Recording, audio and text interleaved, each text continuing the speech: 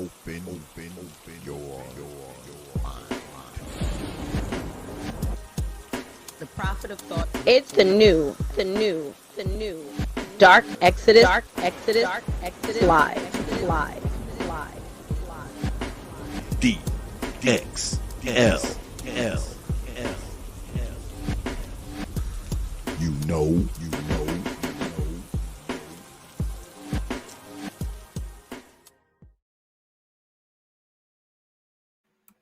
Open your mind.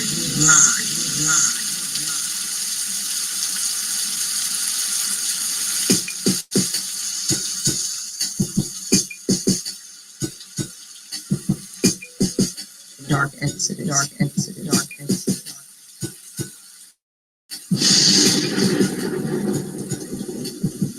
The protest.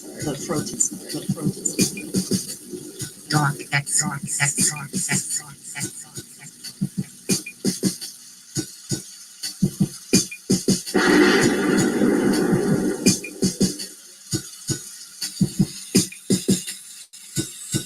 Open your mind.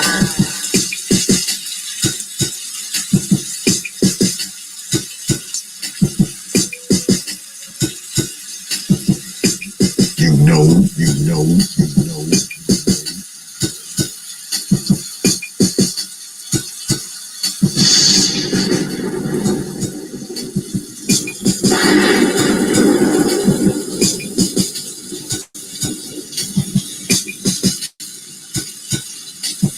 Yeah, X.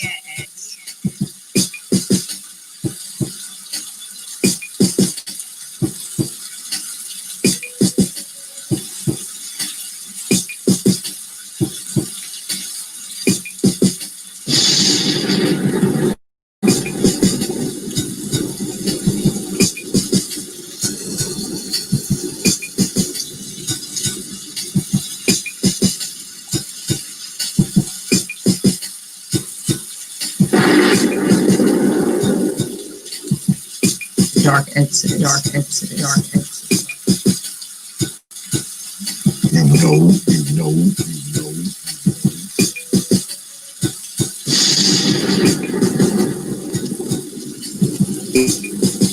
You understand?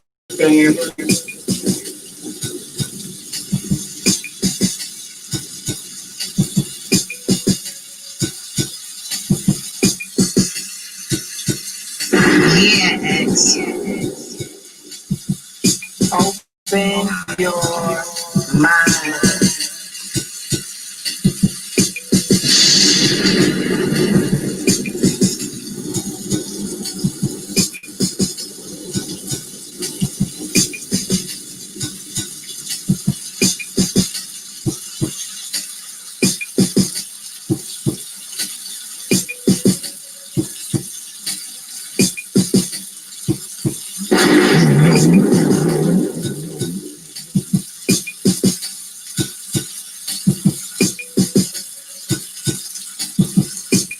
You understand?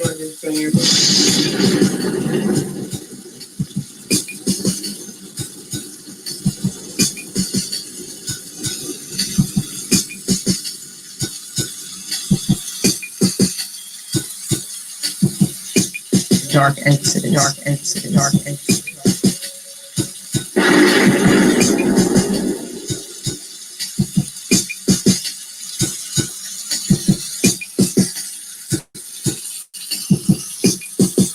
Yeah, X.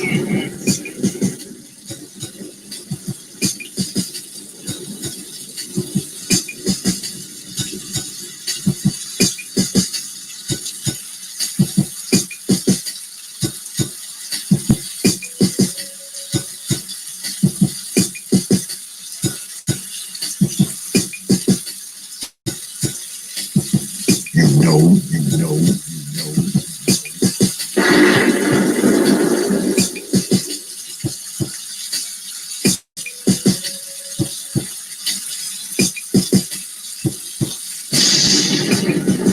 Open your mind.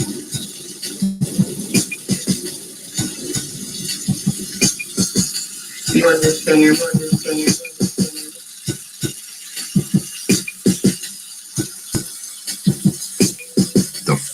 Dark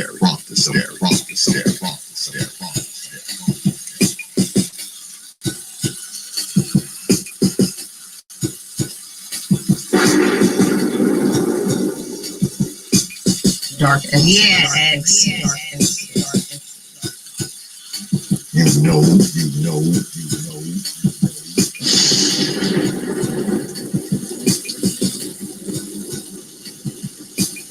Open your mind.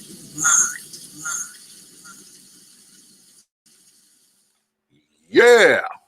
Open your mind, Negroes. These folks, and we are back. Welcome to another edition of the Proper Thought Series right here on the old T.P.O.T. YouTube page. Oh shit, my shit is pixelated like a motherfucker right here. Yeah, that sucks. But anyway, welcome back to another edition of the Proper Thought Series right here on the old T.P.O.T. YouTube page. I'm your host, X, of course, but you knew that already. That's why y'all black asses are here. Now, tonight, we're going to be talking to one of my favorite guests, the one and only Dr. Phoenix. I mean, this brother, man, I've been waiting. I've been thinking about, man, having this brother on all night because y'all know this COVID shit is crazy right now, whether you believe it's real or hoax or fake or all that kind of shit. It has this country in a stranglehold. I mean, because even if you don't have it, guess what? People having it affects you. Now, I had the doc on a while back, and this was in the beginning of this whole COVID crisis, and he's gonna come back with some update. He's coming with some dark truths, man. So prepare to be scared tonight. Prepared to be educated tonight, though. You'll probably be scared when it's all over, but you will be educated tonight because Doc Phoenix is on point when it comes to this kind of stuff, man. And he's going to tell you some good shit tonight. Now, he's going to tell you some good shit that's going to scare you, but he's going to tell you some good shit tonight. But before we get started, as always, I have to thank you good folks, you know, for your subscriptions, for your views, for your shares, for your likes, and of course, your hard-earned coins. Like I always say, you don't have to do it. You don't. You don't have to watch these videos. You don't have to show up to these streams every damn week. You don't have to share these videos, like them, show up to the debates. You don't have to do any of that shit. And you definitely don't have to drop your hard-earned pennies, nickels, dimes, quarters, and 50-cent pieces. But you choose to do so. You choose to do so, man. And for that, I'm grateful. I'm humbled. I'm honored. I'm appreciative. And not only that, man, you know, I know it's because of you folks. And I said this the other night. I know it's because of you good folks, man. It's why everybody knows who X is. I know it ain't because of me. You know, it ain't just because of me. But I'm known all over this sphere by those who like me, love me, hate me, despise me, and can't stand the sight of me or the sound of my voice. They know who X is. And I know that that is mostly because of you good folks. Y'all have made it that way. Y'all have made me known. Y'all have shared my videos. Y'all have talked me up. Y'all have did all of that. So I appreciate all of y'all, man. I appreciate it, man. And I thank you. All right. All right. So let's get at it. The doc, what's good with it? Perfect Black. What's going on, my brother? I see you up there, brother. Yeah, so tonight we're talking about the cost of the COVID crisis with the good Doc Phoenix, and the Doc Phoenix had just came up into the house. Let me bring him up in here. Doc Phoenix, what's good with it, brother? How you doing tonight, brother? Thank you for having me. I'm good, man. I was thinking about this all day, man. I was telling my wife about it. I was like, yo, I got Dr. Phoenix on today. I know he's gonna come with those dark truths and scare the shit out of everybody, but I'm, but I'm ready for it. I'm ready to be scared, goddamn. Um, well, fuck it, you here now, so let's get right in. Yeah. Um, this COVID thing has blown completely out of control. Everybody knows that. They have started reclosing certain states. I'm in one of those states where it has spiked tremendously. I happen to live in one of those states, which sucks. I live in a county where we have the highest. This county has more cases than any other county in North Carolina. That's why I'm glad I work with things and not people. But what do you think has happened? Uh, Good doc. What do you think has happened to cause this reemergence, if you will, all these spikes? Because it's spiking all over the country. What do you think is going on, man? Is it all stupidity, or is it the government? Is what's going on? Well, I think it's a combination of everything that you probably witnessed anecdotally in your personal life, just going out and about and seeing how people are behaving, seeing people's general responses to COVID-19, and more importantly, seeing the government's response to COVID-19. The principal reason behind why we're seeing the huge spikes now, and again, you're in one of those hard hit states, North Carolina. Pretty much everything below the Mason-Dixon line is pretty much the hard hit are the areas that are coming online now that are getting hit the hardest right now. Remember, in the first few months of this virus was mostly centered in the northeast, central, midwestern states, if you will. But now you're really seeing the southern states, and specifically that southeastern Gulf Southwest corridor. Those are coming online now, and the principal reason behind that is one. And when we talked about this earlier this year, one of the principal problems was that there was no national testing strategy that was available. And again, there's still no national testing strategy. And so you're having states that have to individually do the testing themselves with very little guidance from the government, from the CDC or the NIH, for example. And so what's happening is that, states are already cash strapped, given that most people are at home, many folks are not working. So, states are losing tax revenue and so forth. And so that constrains the amount of money and resources that you have available. And so you're getting very limited testing per state. So on average, most states are only averaging somewhere between maybe 5,000, maybe on the high end, optimistically speaking, maybe about 10,000 tests a day. That's realistically speaking. But ideally, you need to have at least somewhere around 1 million or so tests done every day. But cumulatively, you're seeing maybe about upwards of maybe on a very high end, maybe about 20 to maybe about 50,000 tests done a day, which is a far cry in a country of 330 million plus people. And so again, but then on top of that, the turnaround period for testing is anywhere between 5 days upwards of weeks. We're seeing, I've seen stories where folks are waiting 2, 3, 4 weeks in some cases to get testing done. I mean, wow. to get results. I'm sorry. And so, you couple that with the lack of a lack of a national plan for dealing with COVID-19, isolation and quarantining, as well as realistically federal resources devoted at tackling really just how states are having to go individually and grapple with this virus on its own, when realistically this is a condition that is, this is a global pandemic. And so this is not really a state issue. This is really a federal issue, and the needs have to be met at the federal level and they have to, and the guidance and the leadership has to come from the federal level, and it has to be disseminated downward. Wow.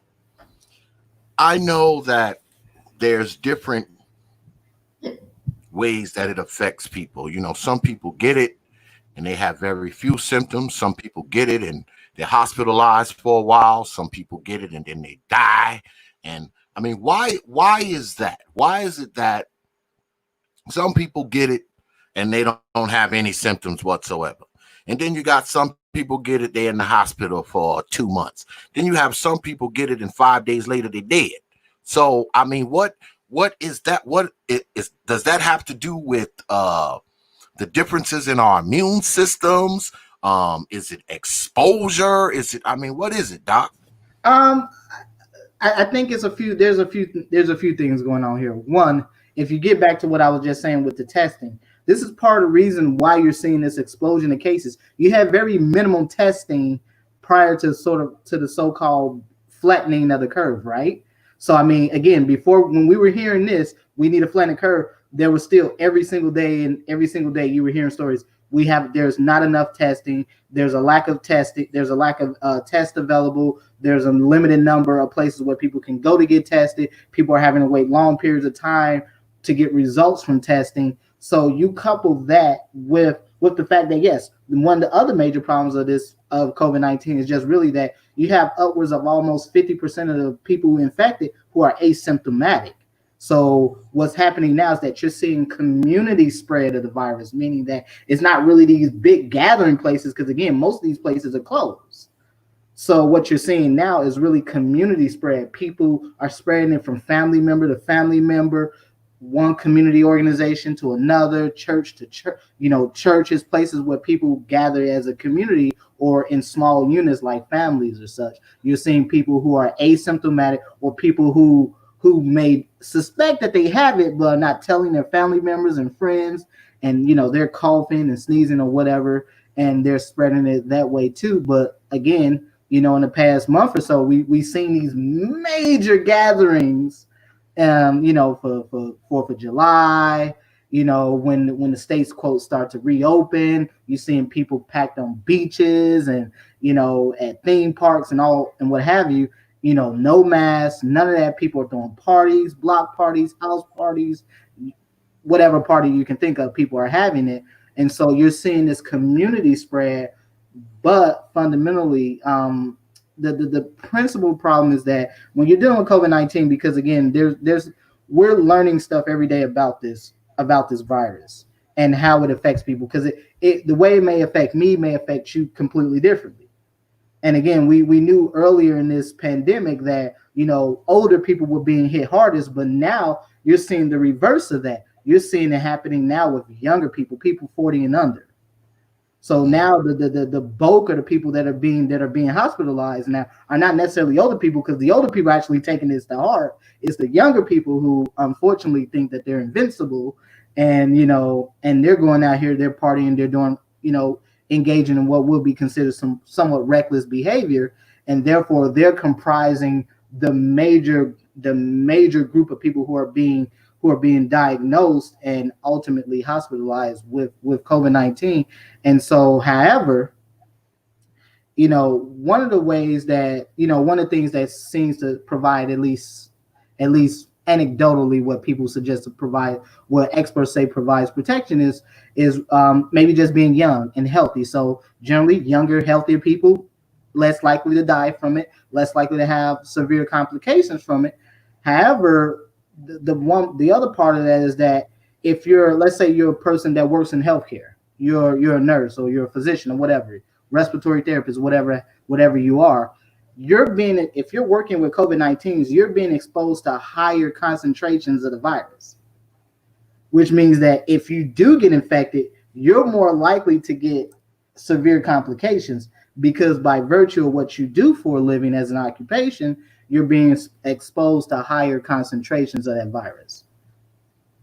So I mean, again, it's one of these things where it really, a lot of it depends on the environment, how healthy or unhealthy someone is. And again, if we're talking about Black people here, understand that Black people as a collective tend to have tend to be tend to be one of the most unhealthiest group of people in this country.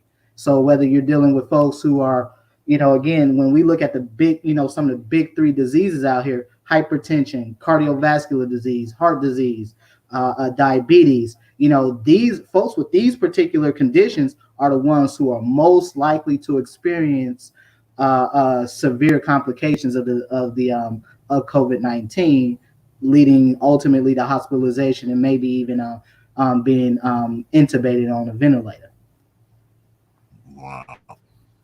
I mean, are we dealing with is there different strands of this shit floating around? Yeah, Doc? I think like any good virus, we should expect that it had mutated. In fact, the simple fact that it by all accounts, people say that it spread from animals to humans, or however the mode of transmission is. The point is that under normal circumstances, the coronavirus is not present in humans, is present in animals. So what would denote is spreading a pathogen spreading from an animal vector to a human host would suggest a mutation. And certainly we would think the longer that this virus is in circulation, that there's already been multiple mutations. And in fact, there's a number of studies and number of articles that come out recently, over the last few months that have talked about that, they're believing there's as many as 3 or 4 strains of this virus out here, and possibly even more. So again, I think it's reasonable because again, the coronavirus is in the same family of viruses as what we call RNA-based viruses. So these are reverse transcriptase type viruses, meaning that RNA in of itself is very unstable, and so it makes it more prone. Viruses of that family are more prone to mutation in general because of the nature of it being an RNA-based virus, and RNA in of itself is rather unstable. So, okay, if there's a few strands, right, and they're treating people, do they have to treat the particular strand, or is it the one freaking medicine for all strands, or do they not know? Well, right now, it really does depend somewhat on the patient. I mean, it really does depend on the patient. I mean, everyone, again, there are we know that remdesivir has shown to be rather effective, especially if the earlier you give it to a patient within the virus's cycle, the earlier that's given, the more effective it is at helping people recover and sort of staving off those critical complications of the virus. And so, I mean, there is not no one size fits all treatment for this. I mean, that's the other major problem here, is that there's no standardized treatment, no standardized medication. Obviously, we know there's no vaccine because right now, if you've been watching the news lately, there's at least 20 or so vaccines that are in development here in the U.S. right now. I mean, you got dozens more across throughout the world that are being developed. And so again, because there's no standardized treatment, there's no one size fits all model for how you treat patients with COVID-19, especially those with more severe complications. So at best, everything comes down to just management of the disease and management of the symptoms. Hence why people are being put on ventilators. Although now, I will say now, later in the virus's cycle, in this pandemic, physicians have gotten much savvier at treating. They've gotten better at treating patients. So now they're not just immediately throwing folks on ventilators who are having breathing difficulties, because again, ventilators is putting someone on a ventilator is really a terminal thing. It's a last resort, and most of the time, people who go on ventilators do not survive. They do not come off. It really truly is a last resort. So if you're on the ventilator, you got one foot in the grave and the other foot on a banana peel, basically. Yeah, ideally, yeah. If you're on a ventilator. Yes. Jeez. Yeah. So yes. So do you is a vaccine feasible? in your belief, do you believe that they're really going to come up with a vaccine that you can, vaccinate everybody with, and they're going to be fine? Oh, Is that absolutely. feasible? They're going to come up with a vaccine. The problem is the time frame. I think right now you're hearing stories now where the Trump administration has agreed with deals with Pfizer, with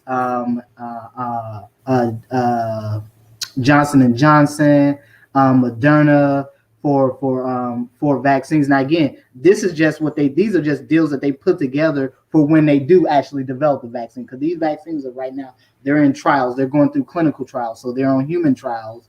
And so, I mean, here's the problem. If you ask me, there's an extreme amount of resources that these biotech companies, these pharmaceutical and vaccination companies are throwing at this, because someone wants to be the first to the market with a viable vaccine that works and that provides some long-term immunity, because that's been another issue right now, is because there's been some studies that at least suggest that folks can get COVID-19 and they don't develop they develop the antibodies early in the virus's cycle in their system, but then as they recover, those antibodies drop off, and so which makes them more susceptible, which allows them to be more susceptible to reinfection from COVID-19. And so Wow. that's the other part of the vaccine too, is that can this virus stimulate the immune system enough where it keeps those T cells in circulation, because that's what's responsible for what we call the immunity that's sort of memorized, if you will, where the body will remember those antibodies will remember that particular pathogen and respond accordingly to it.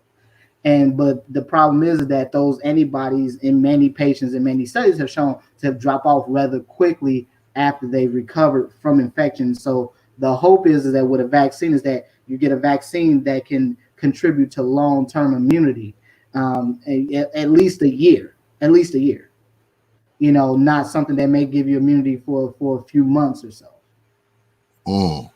But yeah, so I mean, right now, is a vaccine feasible? Oh yeah, it's definitely feasible. Now, some of the reports out there talking about 2021, I think that's extremely optimistic. I would be rather surprised if you see a vaccine by January 2021. I'd be extremely. Yeah, me too. I would not bet on it. I will also believe, and very hopeful, just being very optimistically, I would say maybe the end of the year, maybe the end of 2021, excuse me. Optimistically speaking, but even if you even with the development of a vaccine, brother, this virus is not going away. This virus is here to stay. And the problem is that the longer that this virus is currently at the pandemic levels is at now, it puts the world at a standstill. It puts the world's economies at a standstill. It puts pretty much everything as we know it at a standstill. I mean, when we first had this conversation early back, it was like February or so, early this year. We would never think that 6 months when it first later, hit. it would look. I was kind of hoping, Doc, that I wouldn't have to bring you back on here talking about it, like it's still going on. I was hoping to have you come back and talk about, how they got control of it and all of that. But of course, that's not the case. I was like, I got to bring the Doc back on so he can talk about this shit. It's crazy because, I mean, I've heard a lot of stories. I get around because, my work takes me to other states. Sometimes I'm in Virginia, sometimes I'm in South Carolina, sometimes I'm in Georgia. I'm in different states. And I hear the stories. I hear people who say they had it, but, it after about 2-3 weeks, they were clear from it. And then I hear the stories about people who, their mom may have caught it and she was dead in like 5 days. And then I hear stories of people who maybe have a little bit of a cough. And, so you have all these different scenarios. So let me ask you this. I know catching it, because it's highly contagious, but can you be exposed to it and not necessarily catch it.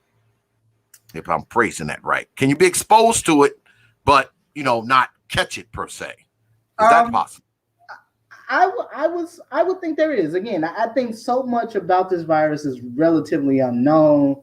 Whether how just really how susceptible people are to catching it. We know the various portals for entry for the virus, usually through the nasal or the pharyngeal passages, or even the eyes, because again, people touch surfaces that may have been contaminated, then touch their face, touch their eyes, getting that way. So it very much it very much depends on just really how much of the concentration levels of the virus are you being exposed to. I think a lot of that. I think a lot of that is just kind of just kind of unknown at this point, brother. And I think that's kind of really sort of the really the 800-pound elephant in the room here is that we know how it gets into the cells, how it infects the cells, how it multiplies in the cells, how the relative virulence of it. However, we do not know exactly just how susceptible everyone is to actually, if they were exposed to it, just how susceptible they are to actually getting the virus getting into their system, and then ultimately replicating within their cells in that person. So I think there's a lot of unknowns with that, brother, to be really frank with you. So you spoke earlier and you talked about us black folks, how we got hypertension and high blood pressure, and we eat too much sugar and too much salt and heart disease and all kinds of bullshit going on with us. So how do we, as black folks, what the hell do we need to be doing to keep ourselves from catching this thing? What should we be doing? I think fundamentally speaking, I think last time I was on, we had conversations about wearing masks, and I think at that period, I myself was not completely, on board with the mask because I didn't have a lot of the data, and I did not understand it. I wasn't entirely sure exactly the vectors of transmission and how you can really slow this down. But again, this was like extremely early in the virus's foothold here in the U.S. And so I think first and foremost, the first thing black folks can do is just actually commit to actually believing this is a real virus, because I think there's just so much misinformation and people not believing black folks can get it, people not believing that this is a real virus, people not believing that people are actually dying from this. I think that's first things first is one, getting black folks to believe this is something real. You need to take it serious, especially younger black folks, because you're going around your grandparents, you're going around your parents, and you've been at a party, you've been hanging out with your friends, none of you all wear masks, you all in very close confined spaces, you might be doing whatever with someone, and you're coming back to your home, if you live with your parents or whatever, or your grandparents or whatever your arrangement is, and again, you're potentially exposing them. So one, actually believing this is actually this is a real disease, and it can cause death. Two, actually wearing masks, because believe it or not, man, I'm in Illinois right now, and there's no place you can go here in Illinois where you have to wear masks. You have to wear masks everywhere you go here in Illinois, and it's been like that for quite some time.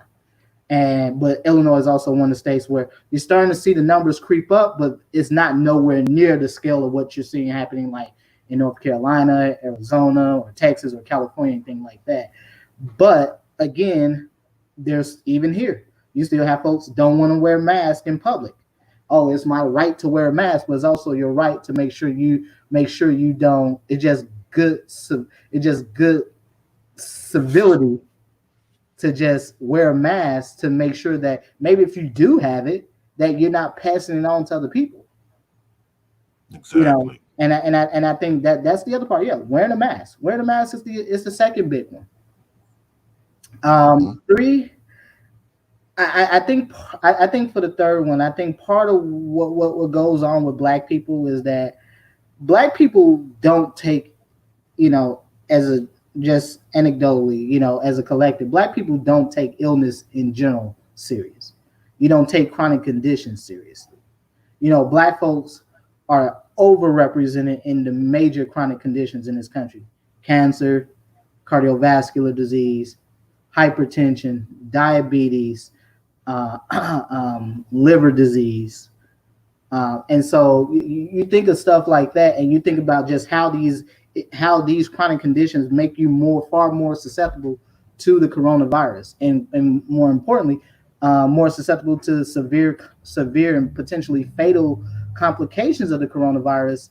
I think finding ways to manage, actually getting your diabetes under control, getting those blood sugar levels under control, getting your blood pressure under control. Because I would probably say blood pressure is probably the most dangerous one to have for someone. It's probably the most dangerous chronic condition to have, and you're trying to avoid contracting COVID-19, because simply what COVID-19 initially causes in the body, it causes a condition called the cytokine storm.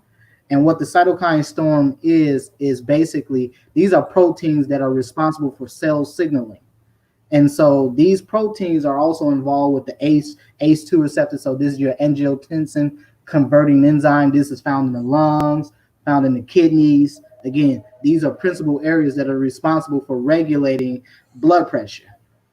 And so ACE2, the ACE receptor in of itself, is responsible for regulating blood pressure. So people who have hypertension, for example, are generally maybe on an ACE inhibitor. So something like enalapril or captopril or lisinopril or something like that. And because they're on an ACE inhibitor, for example, for hypertension, that means they are upregulated, meaning that their cells in their body have more of those ACE receptors on it, which means it's more likely for that spike from the coronavirus can come in and attach itself to that ACE receptor and adhere to that cell and then invade that cell and replicate itself. So folks and this is why, in particular, in my opinion, I think folks who have hypertension are probably the highest risk group for who are most at risk for developing contracting COVID-19. And so again, managing those chronic conditions, getting them under control.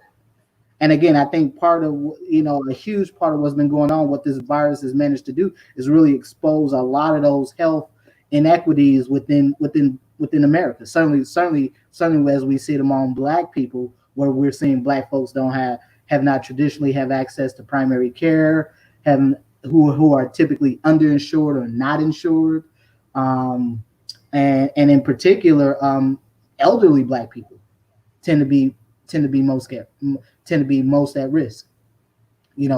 Whether it's systemic levels of poverty or underemployment or non-employment. I mean, there's just a litany of things that have come into this storm of COVID-19 and just kind of contributed to putting Black folks in general as just this really high risk. And so while that in of itself can truly only be dealt with through policy, to be really frank, you really need policy to address many those systemic issues.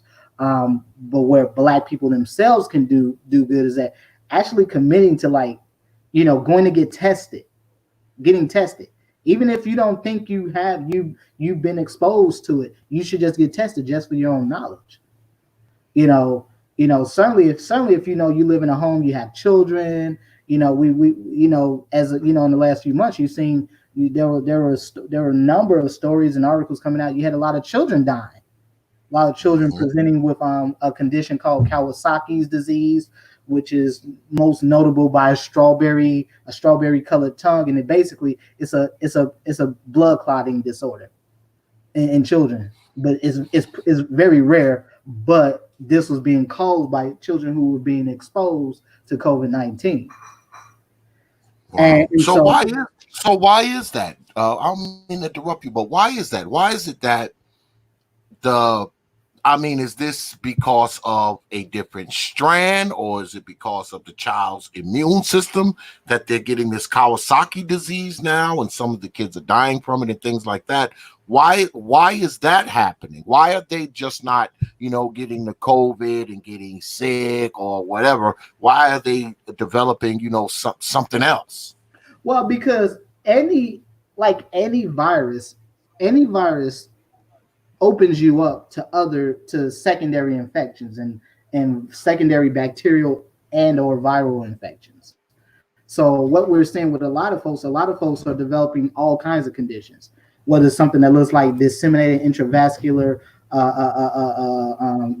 clotting, clotting disorder, or you're seeing folks who are looking at. I mean, we're seeing now there are studies now that are showing that people are even developing Alzheimer-like symptoms when after they recover, memory loss, some cognitive deficits, and so and so again, I think it really, the part of it is that there's just so little known about this disease, because I mean this thing is like really novel. It's truly new.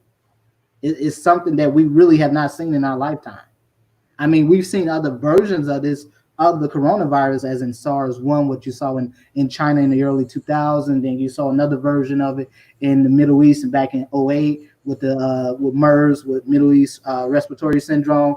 I mean, there's always been versions of it, but the coronavirus as a whole has never really been this group of viruses that have been heavily studied, because it's always been, relatively contained. The body can fight off. But this particular version of it is just completely novel. It's something new we've never seen.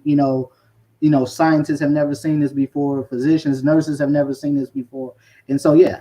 And again, I think part of what has to happen is whether or not whether or not Black people believe this virus is real or not, is already taking its toll on your lives, whether it's directly or indirectly. Whether it's you not being able to work, or you being working reduced hours, or everywhere you go, you're having to you might get your temperature checked, or you're having to wear a mask. It's affecting you in some form or fashion. Or if you don't,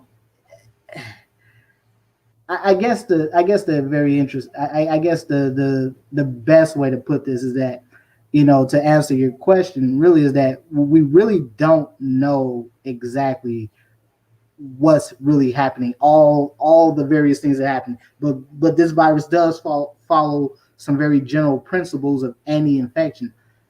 Viruses open you up for secondary viral and bacterial infections. So we're seeing something. So we're seeing, like, one of the other things we've seen that's being seen by physicians. We're seeing folks who once had you ever heard of the kissing disease, infectious mononucleosis? Mm-hmm. Yeah, it's caused by the Epstein-Barr virus. We've seen that being reactivated in people's bodies. So again, and the way your immune system works is that your immune system does not technically completely eradicate a virus. Basically, what your immune system does, it fights a virus basically to the point of where it's suppressed. It suppresses the virus and it's sequestered. And so, meaning that your immune system just keeps that virus suppressed, so it doesn't build up virulence and you don't get the symptoms. But you still may be a carrier of this particular virus, for example. But if your body has to fight an potentially very deadly or very highly infectious, highly virulent pathogen like COVID-19, what that does is that it takes resources away from the things that your body might already be fighting off or maybe already sequestering, and then it allows those viruses that your body that have been dormant in your body to maybe reactivate. And now you're not just fighting COVID, you might be fighting Epstein-Barr virus or something like that. If that makes sense to you. Wow. So, us Black folks, we don't believe shit, and I'm shocked that we don't believe it, because, we usually believe what white folks say, when white folks say something, that's usually the gospel. So, you see Dr. Fauci up there, telling us, all. And should we be listening to this guy? Should we be listening to Dr. Fauci? Should we be listening to him? Look, I'll say this much about Dr. Fauci. I think his advice is sound. You know, what he talks about again. This is, I mean, I think people expect these exact answers. This is not an exact science. Science in of itself is not exact. It's always evolving. It's always changing. Things that we think we know that we knew 10 years ago are completely outdated and might even be different now. I mean, there is nothing exact about this. Even things that we know now about this virus is rapidly changing. Things that we knew 4 or 5 months ago no longer hold true. And so, I think as a whole, people want this exact science, but this stuff takes a lot of work. People are up 24/7 studying this virus. Uh, uh, um, they're sequencing the genome of the virus, everything.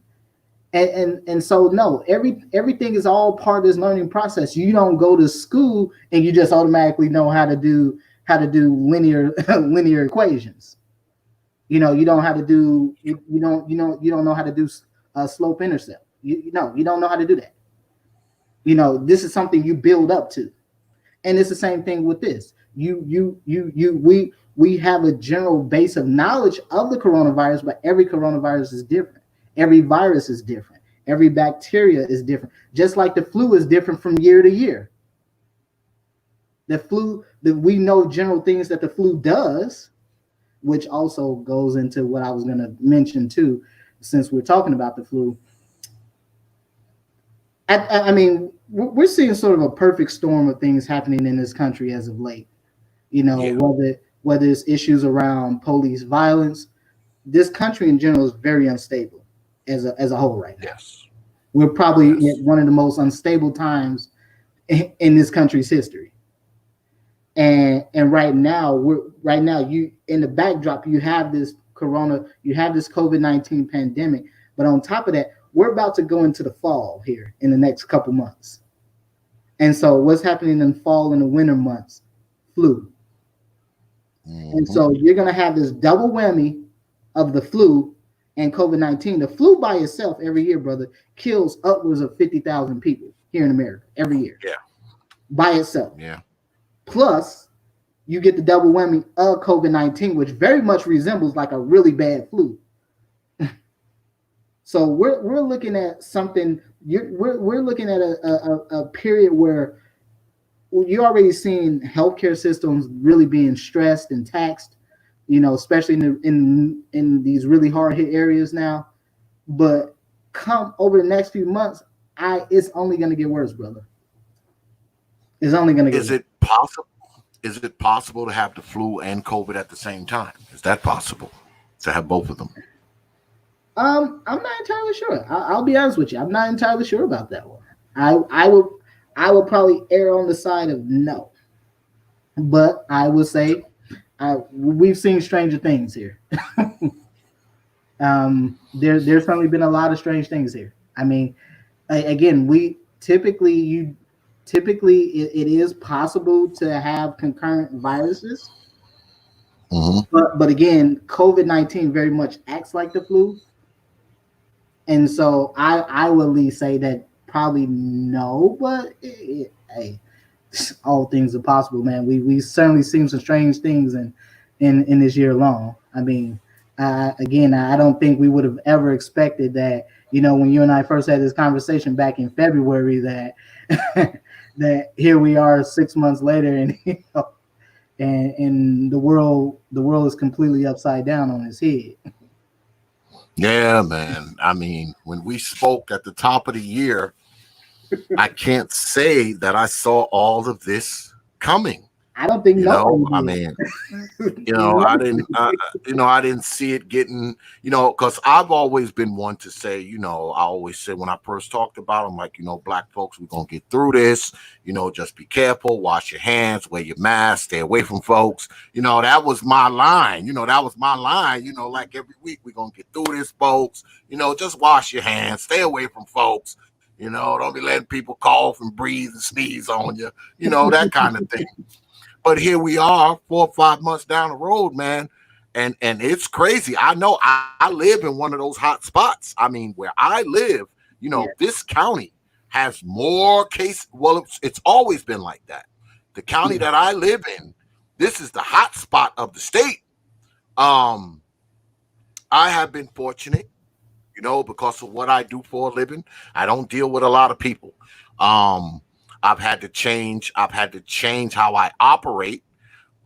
Usually, if I'm going to pick up a piece of equipment to bring it to my shop, I usually hobnob, with the customer, and shoot the BS or something like that. That's over. I tell people now, just leave the machine out, leave the invoice out. I will come, I'll get it, and I take the machine, I pick the machine up, I bring it back to the shop or whatever, and I have it for a day, 2 days, whatever. And when I go, I drop the machine off. And usually I would drop the machine off. I'd have somebody waiting there for me, sign the invoice, with, BS for about 5 minutes. All of that's over. Now I drop the machinery off. I'll be like, I'm just going to drop it off. I'll take the invoice to it and, just hit my Cash App or just write me a check or, I don't even handle a lot of people's cash anymore. I mean, I have virtually no cash customers because I don't even want to go, hand to hand, with cash anymore. A lot of my stuff comes through Cash App, Zelle, digital check, that kind of shit. And I used to be, I like going there and picking up those envelopes of money or the envelope with a check in it. I don't do that. I don't do that shit anymore. Nah, I stay away from that shit. I don't deal with the folks. And it's bad because, a lot of my customers have been my customers for years. I know these people. I've been to these people's barbecues and their weddings and, their birthday parties. And, I've smoked cigars and drink beers with these folks. And now, we kind of dealing at a distance and shit. So, it has had an effect, how we operate.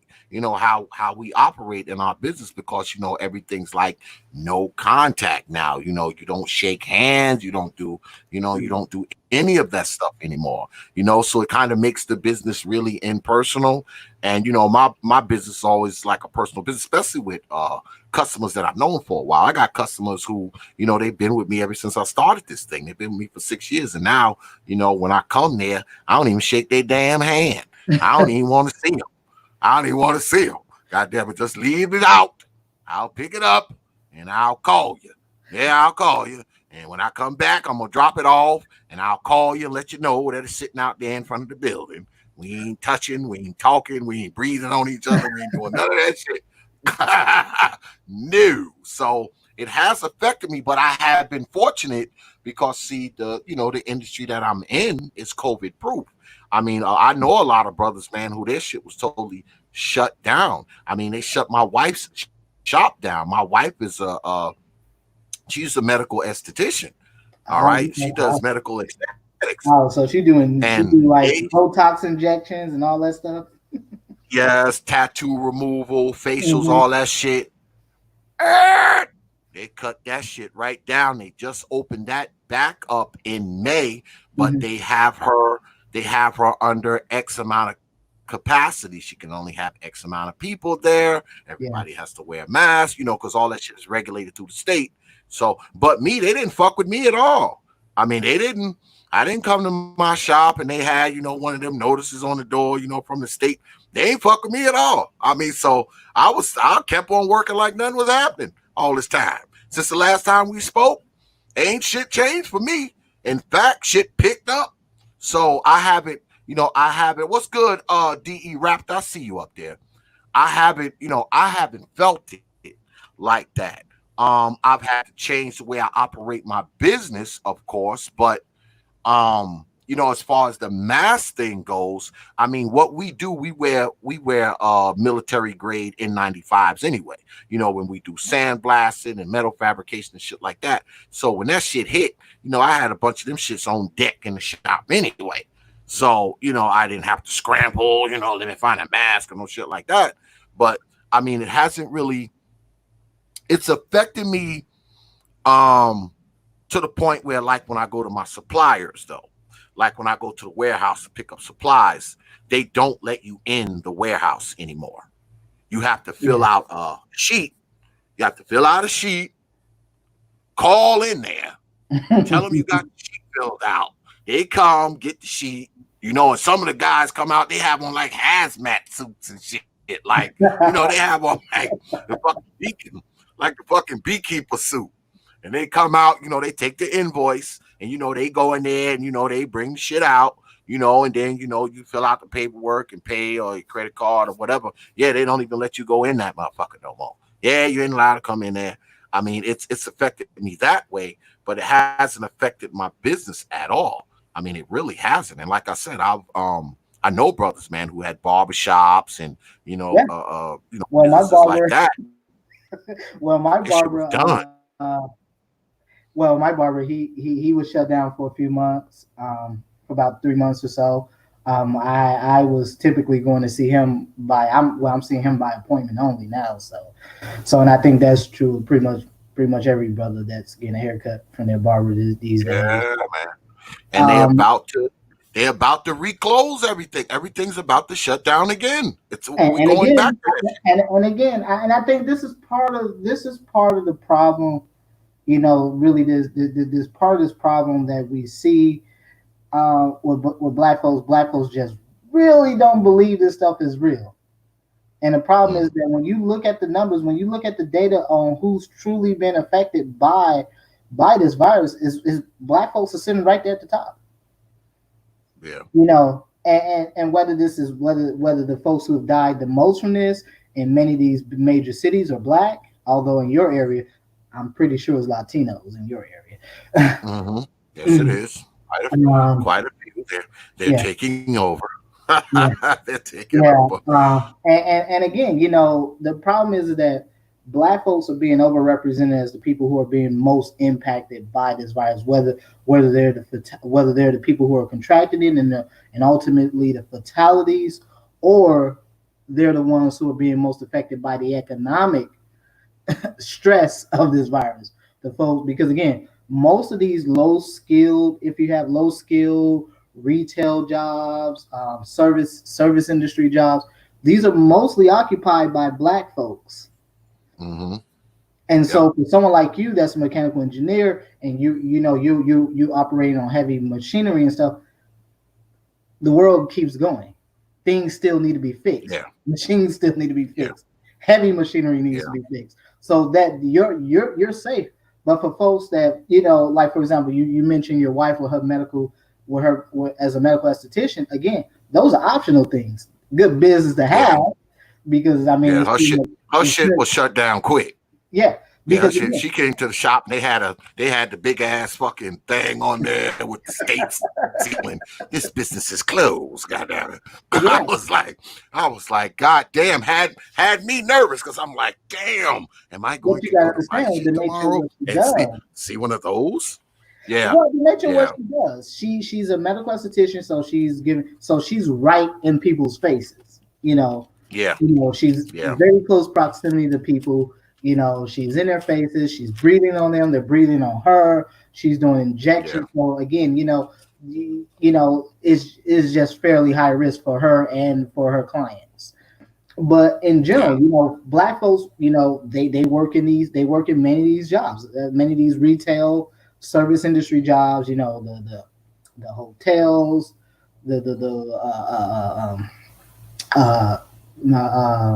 restaurant jobs, stuff like that, where you're seeing, you know, restaurants and stuff like that, where you have this very close personal interaction with patrons, and you're at a higher risk, and they're at a higher risk as a result. And so again, you know, whether or not folks believe this is real, or whether or not folks believe that this is something made up, this is part of some national agenda 21 or some new world order stuff, doesn't really matter, because at the end of the day, black folks are the ones that are bearing the brunt of this for the most part. You know, many white folks work white collar jobs that are able to be transitioned to work at home position. So they didn't really make a step. Yeah. You know, and so, you know, you can't work from home if you're a Walmart greeter. You can't work from home. If you're the guy that collect the carts at Walmart, you can't do that from the house. You know, you're working at a hotel. You know, again, we know the restaurant industry has been hit extremely hard. You know, a lot of black folks work in restaurants and stuff like that. So again, there are swaths of black folks that work in white collar jobs and stuff like that, jobs that can be transitioned to work at home positions. But the majority of black folks do not have those types of careers. Mm. And so, this is not about whether or not people believe this is real. The problem is that the outcome, as long as this is continuing to be an issue, the outcome is that black folks will bear some of the heaviest financial burden of this virus. Absolutely. Well, but let me talk to you about mask, right? Now, me, I wear, like damn, I should have brought one in here. I wear when I go out. Let me see if I got one up here. Nope. When I go out, I wear military grade N95. That's what I wear. Okay. But that's what we wear for what we do anyway, because we deal with dust and smoke and all kinds of vapors and shit. So, that's kind of what we wear, at the shop. Is there a better mask? Is there a not so good mask? Is there a mask that's like totally useless? I mean, what? I mean, for regular everyday people, minus those that are, for regular everyday citizens, a standard mask will do just fine for you. The masks like the ones you wear, or like something that I wear, or something like that, those masks are specifically designed for folks who will be in high risk, in environments where there's a high likelihood you're being exposed to respiratory pathogens. Okay. For you, you have to wear it because again, you're around a lot of dust, a lot of metallic dust, a lot of dust in general, a lot of very small, fine, minute particles that can easily get into the respiratory tract, cause a lot of problems. And for medical personnel, they have to wear it because again, you're treating the COVID patients. Yeah. And that's the fundamental part people don't understand is that, people are contracting COVID-19, and many of them will ultimately end up going to the hospital. It's not going to be every single one, but it's going to be enough, and certainly enough where folks like myself, we need to have you need to have standard. You need to have this very industrial grade N95 masks with the respirators. Now, I mean, there are N95 masks you can buy without the respirators. Those are pretty standard. But for the most part, those are generally reserved for folks who are considered essential workers or folks with, who are medical, who are in the healthcare professions or whatever, and they need those. But the standard just mask, everyday people can wear it. Now, I don't believe wearing because I'm sure you've probably seen the folks wearing bandanas or something like that. Yeah, shirts. Yeah, those I've seen people with shirts on their faces. Those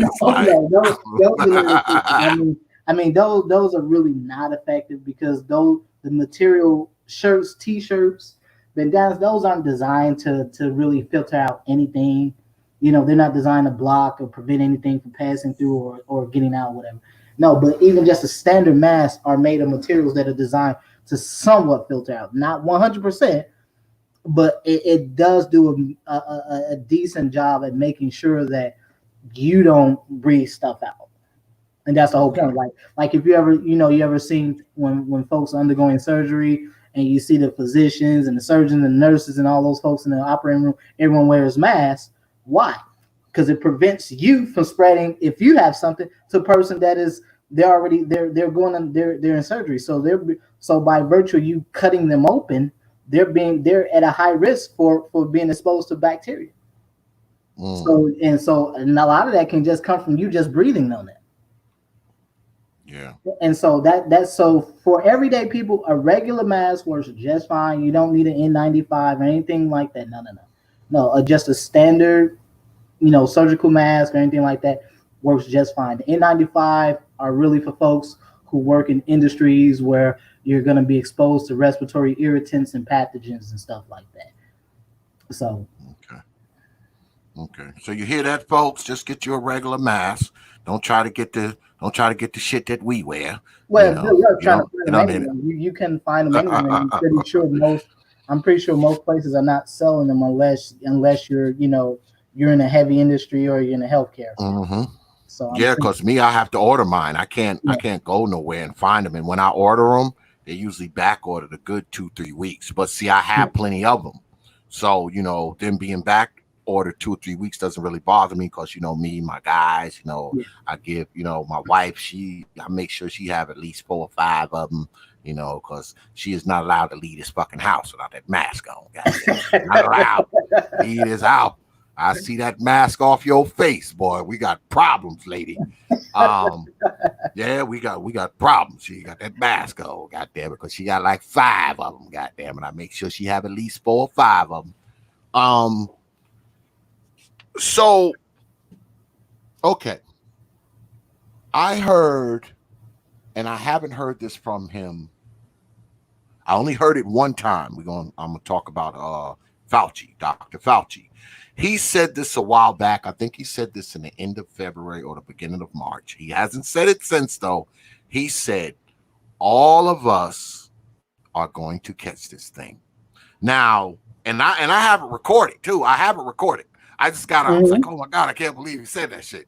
But he said all of us are going to catch this. Is that true? Do you think that's true? Now he hasn't said it since. My opinion is that I think that's a fairly reasonable assessment. I think it's reasonable to believe that most, if not all, people in this country will contract it at some point. I mean, we're looking right now. We're averaging more than 50,000 positive cases per day in this country. 50,000. America is sitting at over 3 million or so cases right now, with roughly around 140 some thousand people that have died from it. So right now, America is leading the entire world in the total number of COVID-19 cases. 3 million out of 30 million people. Yeah. So what we're looking at right now, brother, is I think it's reasonable to believe that I don't think it's not out of the question to believe that not out of the realm of I don't think it's not out of the realm of possibility to believe that all Americans could get infected with this. I don't think that's not out of the realm of possibility. Again, you're looking at this anemic response from the government. I mean, there still is no leadership from the current administration. Again, when the CDC just came out last week with their recommendations for even reopening schools, what was the response to that? Oh, those recommendations are too harsh. Go back, give us some more recommendations that are less harsh. I mean, this is kind of what we're dealing with here, man. And that so it's not unreasonable to believe that all Americans could potentially catch this at some point. Because right now, brother, best case scenario, things won't even look normal in this country to probably 2024, 2025. Wouldn't even remotely look normal in this country. I mean, certainly, at least on the economic front, we're looking at least 3 or 5 years of some severe economic pain people are going to be feeling. Oh yeah. So would we be better off? That being said, would we be better off if we just say to hell with it, open everything back up, let everybody catch it, and some of us will just fall dead. Some of us won't. Some of us will recover quick. Some of us will go to the hospital. Some of us will be asymptomatic. I mean, if we're all going to catch it anyway, why not just say fuck it, open it all back up, and whoever dies just dies. Whoever go to the hospital just be in the hospital. Why not do that if we're all going to catch it anyway? Okay. Because I think black people don't believe fat meat is very easy.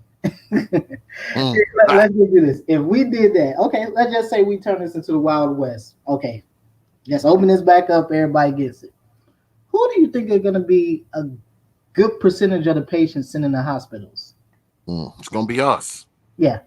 It's gonna be Not, us. not even just that. What folks don't get, especially black folks, do black folks believe hospitals just have unlimited number of beds, ICU beds?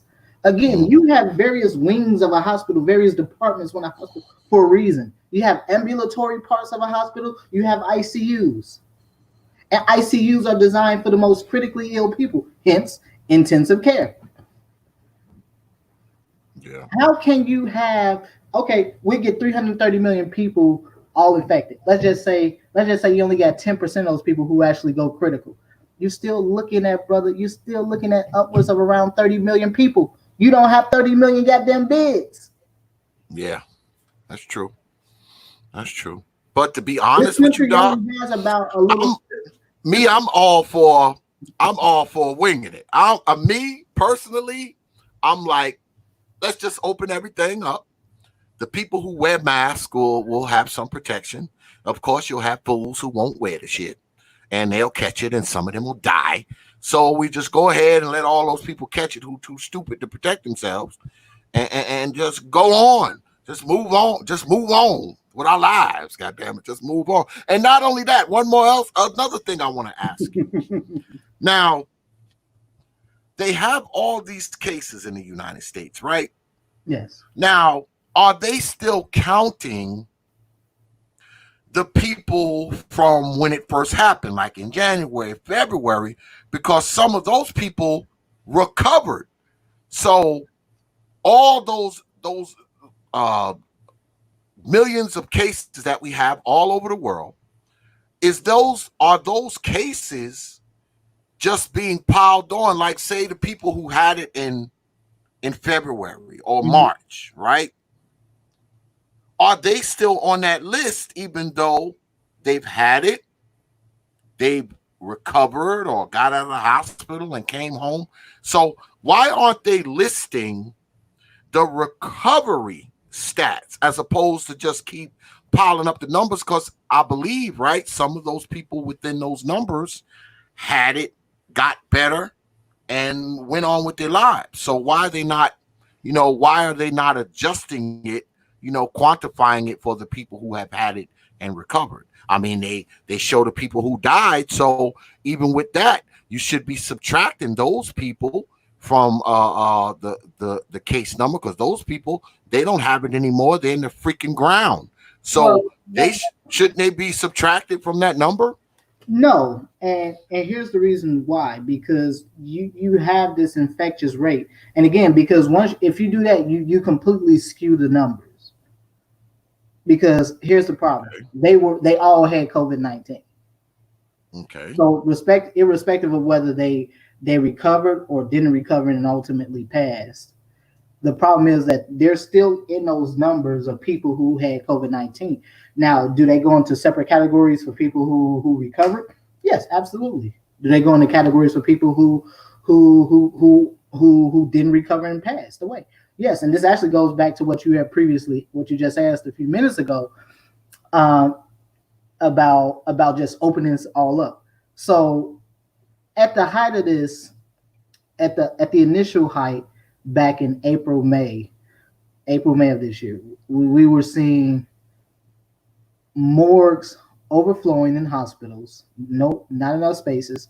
They had to bring in FEMA trucks, refrigerated FEMA trucks, to put the bodies of the dead on. So we don't have not only do we not have enough ICU beds, brother, there's not enough morgues. There's not enough spaces in morgues to put dead people on. There's not enough FEMA refrigerated trucks. Absolutely.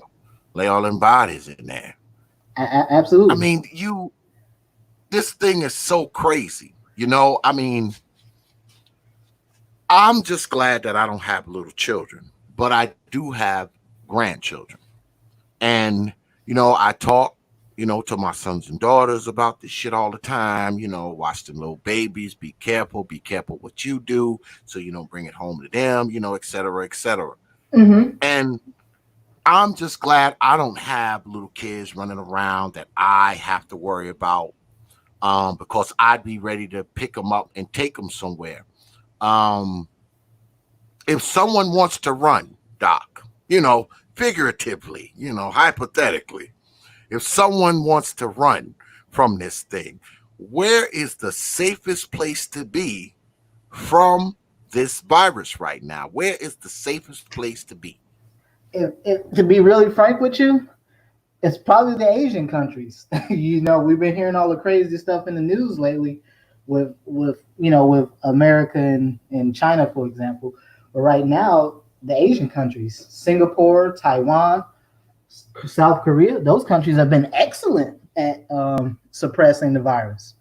They got out ahead of it way before it became this massive problem we see now, and they've been able to keep it under control, keep their numbers under control, keep their deaths under control. I mean, very few deaths in Singapore, for example. But again, these were countries that had a massive national testing strategy that they implemented. Korea, testing people in phone booths, testing people everywhere.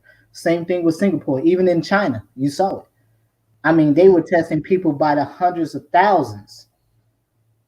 Here in America, we're talking about we tested. I was seeing some of the stats. I was listening to President Trump last week, I believe. He was talking about what his country has tested over 800,000 people. That's a drop in a bucket, brother. A country of 330 million, you tested only 800,000? That's nothing. Yeah, that's nothing. And again, this goes back to why you're seeing this stuff coming, why you're just seeing this explosion of numbers. You couple that with the fact that people just did not give a damn and did not believe that this virus was real, on top of the fact that you weren't even having testing going on. You're not even accounting for people that were probably been infected for months.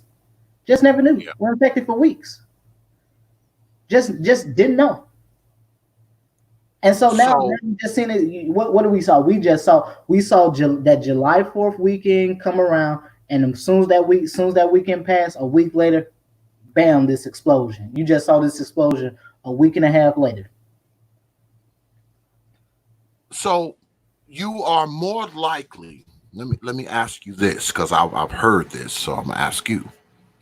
Are you more likely to recover from it if you get treated earlier? Like, they say that the people who are more likely to die is the people who they discover it, later. They've had it for a while and it's too late.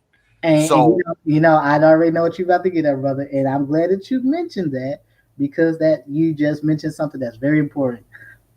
Who do you think, if you were to look at the numbers of the people who waited the latest to get treated, who do you think comprises a big segment of that population? Oh, it's us. We ain't trying to go up in that goddamn doctor's office. Shoot, my wife, boy, when my wife take me for a checkup, boy, she drag me, boy. She have to hook a bulldozer to the motherfucking ass to get that goddamn checkup, boy.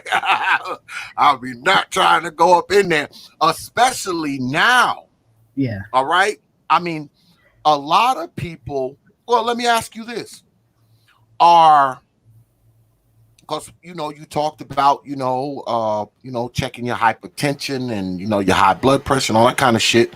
So you're gonna have to confer, with your primary physician at some point, which means you're probably gonna have to go into a clinic or a hospital or something. Is that safe to be going into the hospital, because that's where all the COVID is? Well, good luck getting into the hospital to begin with, brother.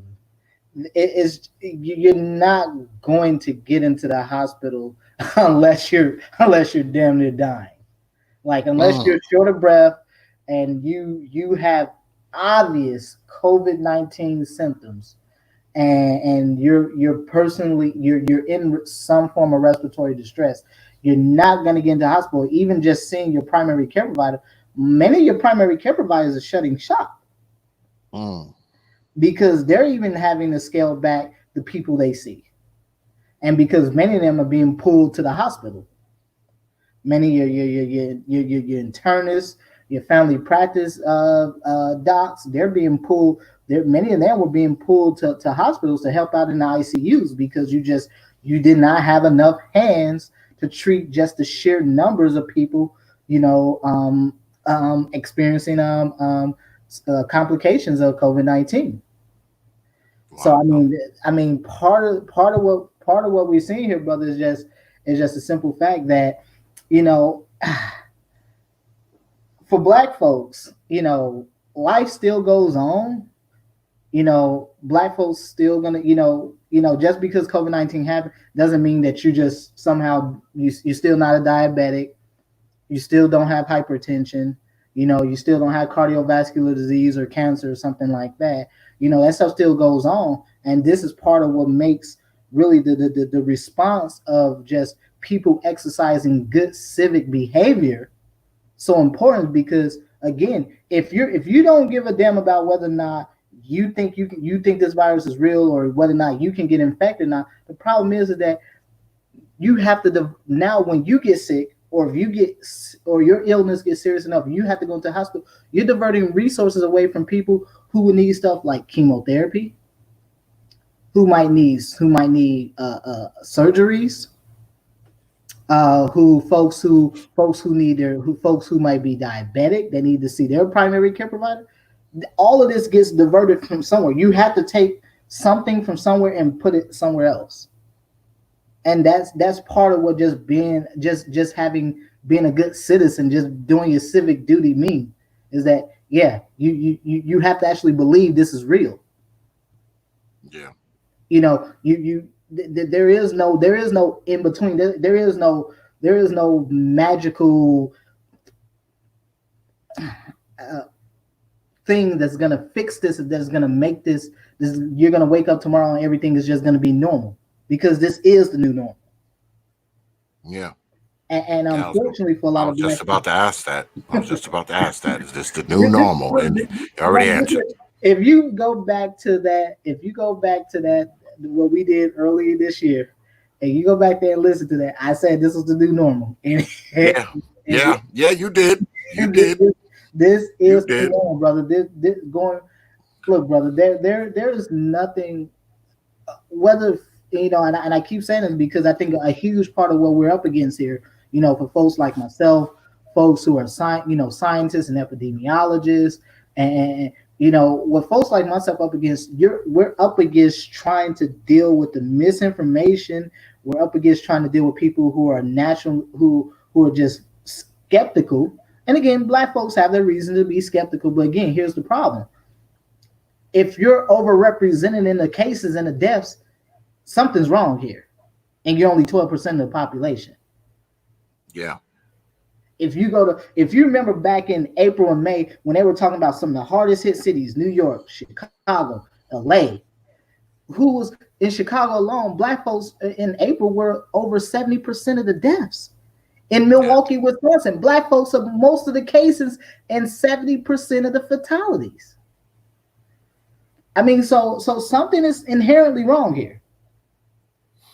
Yeah, well, you And get a so this lot is of not just lack of just disbelief. This is are these disbeliefs going to cost you? Are these disbeliefs are going to cost you your life in yeah. some cases? Well, there's a lot of tinfoil hattery going on. I've heard so many different crazy things about this, man. Because everybody got the tinfoil hat on, and it's a conspiracy, and they sending gamma waves through the atmosphere. Well, I've heard it all. I've heard it all. People say it's 5G. 5G is doing it. All kinds of shit. I'm like, 5G? Like, how is 5G doing it? Like, what? You got people who freaking dying who can't even afford goddamn internet. They got it too. I mean, they sending that 5G shit down into their house too. I mean, you because see, we as Black people, right? We like these fucking conspiracies, right? Because see, if we can blame it on some kind of conspiracy, that pulls a lot of the accountability off of us. Absolutely. If we can blame Martians and the government and the Illuminati and all these kind of people for this bullshit, that means I don't have to wear a mask because the mask isn't going to do anything because the Illuminati is sending 5G waves from Mars. So why should I wear a mask? I mean, the Illuminati is gonna send the 5G waves from Mars anyway, so you have all that shit going on, man. And it's crazy because we see folks dying. We see people dying. All you got to do is pick up your newspaper and look how big your fucking obit pages are now. I know I notice it because I read the paper every day. And I'm like, the obit used to be like, like 2 pages, maybe 2.5. Man, that obituary be 5, 6, 7 pages now. I believe it. I never seen so many dead folks in the newspaper before. I never seen it. So, I figured I'd get the doc up here to come up here and scare the shit out of us. Especially with that everybody gonna catch it shit, doc. I don't think what Dr. Anthony Fauci said was unreasonable at all. I think that is certainly within the realm of possibility. I don't believe that's unreasonable. But I'm glad that you brought that up because again, you talk about stuff like 5G. Look, I saw the brother Mike B in the chat. Shout out to him because they had conversations with folks who came on panels talking about 5G this and 5G that, and 5G is activating cells and viruses in people's body. I'm like, okay, What? Look, man, people believe what they want. Try to have conversations with those folks, and it just goes nowhere, man. It just becomes this a circular argument, and so ultimately, black folks are going to believe what they're going to believe, but the problem still remains. You're still being the ones who are most affected by this virus, not just the virus itself, but just the collateral damage here. Whether we're looking at the issues around just really the economic stagnation. Again, we're talking about a group of people who historically have always been economically stagnant. Yeah. But then you couple this with a mass economic shutdown of not just this country, but really the world in general. And so, I mean, you're looking at depression level stats here. Actually, many of the economists coming out here saying this is probably going to be worse than depression. I mean, we got 50 million or so people right now, brother, that are unemployed right now, and an unemployment rate of 20%. And believe me, brother, people don't believe this, but in healthcare, one of the things I always talked about with healthcare is that if you really want to see everything that happens in Black society, go into healthcare. You see it all. You see children who live in poverty. Again, you look at the poverty rates for Black children in this country, brother. I mean, they are abysmal. They're downright scary. You have upwards of around a third to 40% of all Black children living in poverty in this country. Oh yeah. Detroit and I believe it's Cleveland or Columbus. I can't remember. Ohio have the highest child poverty rates in the country, 40+%. Of course they do. Cause Doc, they being raised by these old mamas.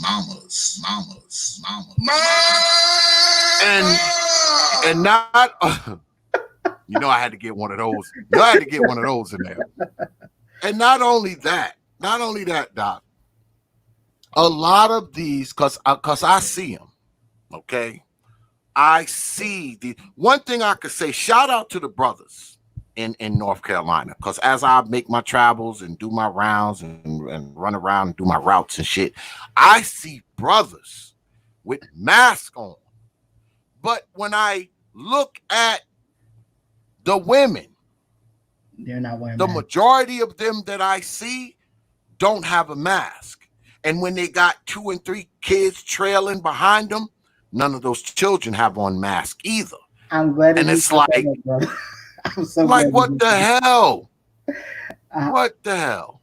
Me and my lady, we were talking about that too, because we were noticing this a few months back when we would be out, and we'll be going, we'll go to go to the supermarket or something like that, and we're like, damn, all of these all these, some the women will have masks on sometimes, and then the kids will have no mask at all. And then sometimes you'll just see a whole family without masks, period. And we'll just be looking. I think men have been better at it because I think, there's a lot of data that at least anecdotally suggests that, men may be at a higher risk for contracting COVID-19. And I think a lot of it has to do that with the fact that they have more ACE2 receptors than women, and that is the principal receptor that the virus binds to that allows it to get entry into the cell. But again, I mean, this is a problem. Healthcare is one of these industries, brother, where if you don't have to be a physician or anything like that, but I mean, if you're a nurse practitioner, a healthcare provider of some level. I mean, you see this all the time, man. You see these issues around child poverty, black folks that are underinsured or not insured, issues around women. I mean, again, you look at black women, for example. Black women have the highest infant mortality rates in the country. They have the most complications of pregnancy of virtually any group of women in this country. And a lot of that is related to one being overweight, chronic disease, also systemic issues. We can talk about being poor, living in, not the best home environments. And so again, all of these issues are things that people in healthcare have to deal with, because you're not just treating whatever condition they have, whatever physiological problem they have. You're also having to treat a lot of the mental health issues. You have to be the counselor, you have to be the advisor sometimes. You have to treat all that. And I think that even more so in times like this, that is very much true. Where people in healthcare, you have to go out here and you have to be these good, you have to go out here and be these ambassadors of sorts, and you have to really talk to people and try to dispel a lot of the myths and rumors and misinformation. Again, shout out to the brother Mike V in the chat, because I mean, he's had conversations and he's had panels. We were talking about 5G, and you got brothers coming on panels want to argue with him. I think I tried talking to a brother, and me and another tried to talk to him. I mean, it's just like, brother, you don't get nowhere with these conversations. You really don't. People, you're always gonna have a contingency of black folks that are gonna believe what they're gonna believe, and again, you can't really do much about that. But what I do think is really selfish, that if you don't believe that, do not force everyone else to try not to believe that as well. Do not force everyone into that opinion, because that's your opinion. Because again, when you hear these stories about 5G, and I've heard it all, man. Folks never give you any concrete evidence. They reference something completely unrelated. It's never anything concrete. Like I can't sit here and operate on anything. And there's no scientist, no medical professional in this world that will operate on something that they cannot prove and replicate. And I think that's proof. Their proof is somebody said it on the internet. That's their proof. Well, I heard somebody say it on the internet. I mean, again, internet is a great thing. Some people say free speech is a good thing, and free speech can also be a bad thing. And ironically, when it comes to this, I think this is one of the major problems, especially with black folks, why it's been so difficult at trying to get this under control. Yeah. Because you really are dealing with a lot of misinformation. People don't believe they can get it. People think this is some mass global agenda to reduce the population. The Illuminati is flying over everything with a plane full of it and spraying it down on Earth. I heard somebody say that shit one time, like, "Oh man, they're flying in a plane and they're spraying it on people." I'm like, what? That's how people are catching it, from some mysterious Illuminati plane that's flying over and just spraying it down and spraying it on whoever they can. I mean, just ridiculous stuff. But let me ask you about this, Doc, because a lot of people are concerned with distance. Like, we got this, social distancing, you need to be 6 feet from folks and all that kind of stuff. And I make it my business to do that. I'm 60 feet. I want to be 60 feet away from your ass, not 60, but distance wise, like, because you see a lot of people, I know I do, throughout my day, they don't have masks on. So if they were to cough or sneeze or hack or even breathe for that matter, is 6 feet really far enough to be away from this person? Is 6 feet far away from someone who coughing and going on?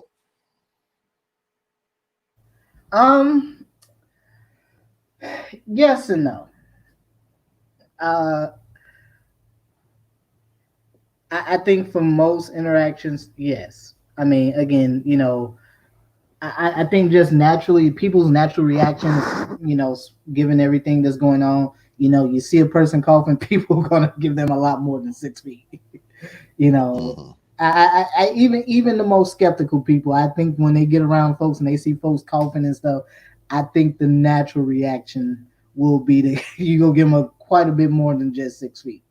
But also too, there at least there's been some universities out there that have been kind of studying, just is 6 feet enough? And at least anecdotally, a lot of the data suggests maybe not. But also too, there was a recommendation. Doctors were now making recommendations to the to the WHO to actually to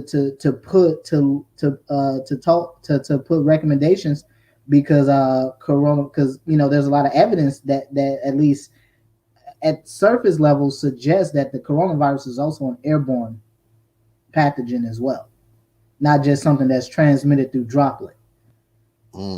And so and so again, if you go back to there, if you go back to that initial conversation you and I had earlier this year, I even had suggested that, like, just kind of given the rate at which people were being infected, I had even suggested, I would not rule out this as an airborne pathogen. I certainly had my suspicions that it was also airborne as well very early into this.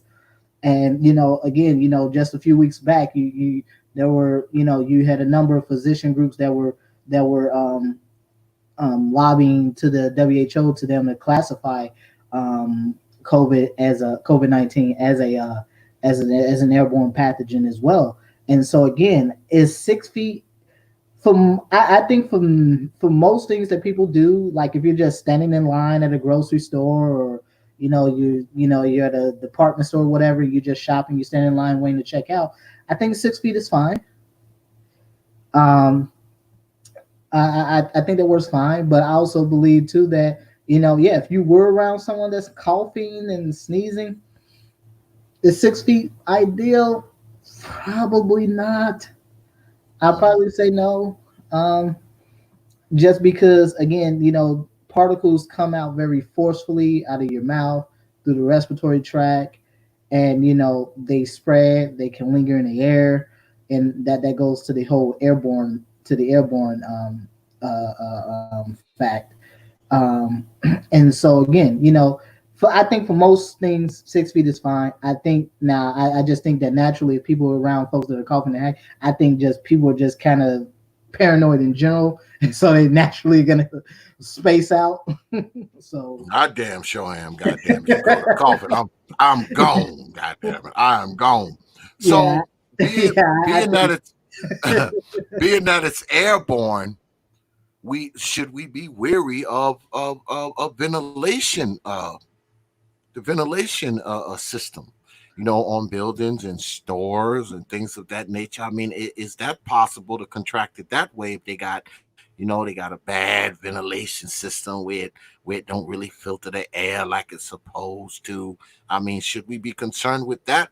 Say we in one of them little mom and pop stores, and their ventilation system ain't only working at like 30%. Should we be concerned with that? I would say unless you know there's someone there that's coughing or sneezing, or there's some active cases, or some active cases, or it's a small confined space. Would I be concerned then? Yes. Now, if you're in a you're in a major, you're in a big large space, like a big grocery store chain, a department store chain, or whatever the case may be, I'd be a little less concerned. But in general, I think the smaller the space, the more congested the space, the more likely that a ventilation system could be problematic in those cases. Okay. And how long does this thing live on hard surfaces? How long is it alive? Um, now Now, specifically, I think it lived the longest, I believe, on plastic surfaces. So I think it was about 48 to maybe 72 hours, if I remember correctly. I think some of the others, like metallic surfaces, was only like a few hours or so, maybe a day. I can't remember exactly how long it was because the I see. I think was it cardboard. I think was maybe about 24, 36 hours, maybe. Could be. I think that's right. You can Google that. That's pretty easy to find. Okay. But I think for the most part, I think as long as people are practicing proper hand hygiene, I think you'll be fine. Practice proper hand hygiene. Don't be touching your face and stuff like that. After you've been touching surfaces and stuff, especially something you know a bunch of people been touching. You have a lot of people touching something that that's in constant traffic. From folks or whatever. Just want to make sure if you're practicing proper hand hygiene, you should be fine. But also making sure that you're not touching your face and stuff like that. So. Yeah, because what I've been doing with the equipment, because I'm paranoid. What I've been doing is I've been having that shit. I let that shit sit out in the sun. Go up. I have the brothers. I have my guys. I have take this shit. Like, man, let that shit sit out in the sun for a while. And I think that works fine. I think that works well. Cook a little bit. I think that works well. I think a lot of data seems to suggest that the virus doesn't last long when exposed to um, once you clean and exposed to air and stuff like that, doesn't last long. Now, I want to say something very critical because I think this was one of the big things that was out here in the media. Black folks kept talking about this, and everybody was talking about this, not just black folks, but this was something that I did see this popping up a lot in a lot of conversations among black folks, that people really believing that the summer was going to temper this virus down, was going to put the brakes on this virus. And as we're seeing, we've had some of the hottest days of the year of all time over the last few weeks, and this virus has been rip roaring, chugging along. Yeah. And again, if you go back to that initial conversation we had earlier this year, there was talking about that. Folks talking about this summer now, and I'm like, no, I don't believe that. I mean, and because if you was just looking at the numbers, you were just looking at how people were being infected, how people were how the public was generally responding to it. It was just pretty much a foregone conclusion that the summer heat was not going to stop this. And again, this virus is already present in many hot tropical countries before it actually got here to the U.S. And right now, the virus is just running rampant through Brazil, and Brazil is up.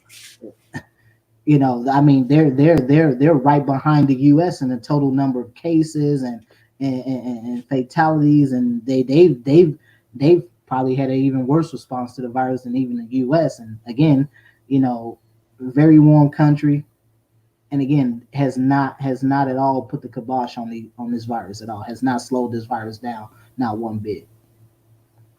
Yeah, because the direct sunlight and the heat, all that does is shorten the life of it on hard surfaces, right? That's all that does. Absolutely. Pretty much, right? That's all. That's all the sun does. Makes it so it don't live as long on hard surfaces. I mean, right? I mean, absolutely. I think bacteria and many bacteria and viruses, once they're exposed to air, they're not effective. They die. HIV/AIDS is one of those viruses that notoriously, once it's exposed to air, it dies. Mm. You know, it's so I mean, again, many viruses, not just COVID, but viruses and bacteria in general, they don't do well when exposed to air and sunlight. That just kind of the nature of it. Wow. And so, but again, I think the problem with that is that again we're dealing with a general public who does not take the threat of the virus seriously. So this is the reason. This is the major reason why you're really seeing these spikes, because people just don't care. They don't see this virus as a problem. They don't believe that I should have to wear a mask, or we should be down on Myrtle Beach or something, partying up or something like that. So again. And it all comes down because people know, black folks, when white folks catch a cold, we catch COVID. I mean, we gotta we've gotta know that that's how it is, because that's how it's always been. Yeah. So I mean, I don't know. We as black folks, you would think, man, maybe this is just wishful thinking on my part, Doc, but you would think we as black people, we know we more susceptible to this bullshit than anybody else.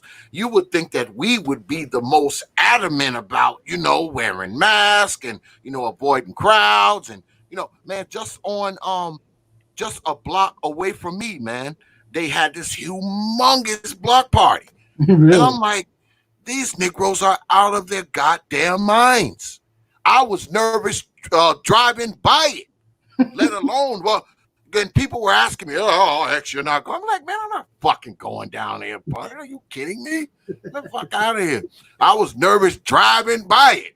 I put my mask on and I was in my truck with the windows rolled up. I put my damn mask on as I rode by it. I'm like, y'all motherfuckers out of y'all mind, boy. I can't know. It's just insane, man, because you think, like I said, black people know we always get hit the hardest with this kind of stuff, man. We always get hit the hardest. So you would think we would be the hardest on wearing the mask, avoiding crowds, the social distancing, mask on the little tykes, that kind of shit. But we're not. We're just acting like nothing's happening. We having part, cause see, what we doing, right? I'm gonna tell you what we doing. And I know black folks gonna get mad at me, but I don't give a shit. We're looking on TV and we're seeing all these white folks, they partying and they at the club and they're in the beach and they're in the bar. And then we're like, you know what? We can do it too. We can do it too, cause white folks do it too. So we're going and we're doing what we see the white folks do. But see, what we don't understand is that those white folks, they probably get tested more than we do. A Absolutely. lot of those, a lot of those white folks out there probably got more insurance coverage than we do. That's a A lot of definitely. those white, That's definitely yep, true. a lot of those white folks out there, they get themselves tested in the early stages of it, where when it's in the early stages, you're more likely to recover as opposed to us. We ain't going to the hospital till, we gotta be wheeled in there on a fucking gurney. We ain't trying to walk. We ain't trying to walk in there. We want to get wheeled in on a gurney. So, all of those factors. And that's what I tell people.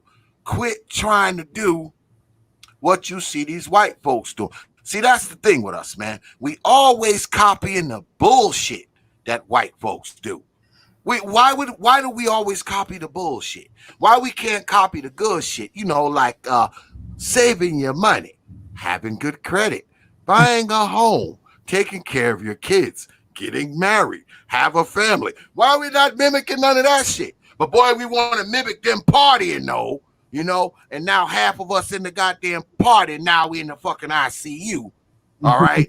And we still got people sitting around talking about, oh, it's not real. The only reason why my cousin caught it is because the Illuminati sprayed it from a fucking plane flying over the party or some shit. Like, I mean, it's crazy, man. And I don't mean, well, yes, I do mean to make light of shit, but it just seems that we as black folks, man, it's like we don't understand these basic things, man. Wash your goddamn hands, wear a goddamn mask, don't be all up around folks. It seems pretty simple. I mean, it's working for me. I mean, and like I said, luckily, the only people I gotta worry about is me, my wife, and my dog. I don't have to, I worry about my grandchildren, but see, they're my grandchildren. So, they have their mom and dad. That's their job to make sure, because they 700 miles away from me. So that's their job to worry about, my little grandbabies. So I don't have all these, people that I gotta worry about and all that kind of shit. I made sure I sent some N95s, to my daughters and my sons. So, I made sure everybody have them. But I don't have to worry, about it as much. It's the people who have children and shit. And like I said, man, I see a lot of these. And like I said, shout out to the brothers again in North Carolina. Most of the brothers I see have a mask on. It's them chicks though, man, walking around, man. With the female. Oh God, they walking around. They got these babies, man. I have seen women with babies.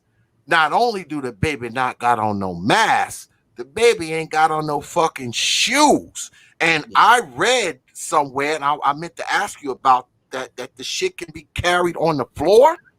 It can be transferred from the floor. Yeah. So I mean, this virus has been found in everything from your semen to the bottom of your shoes.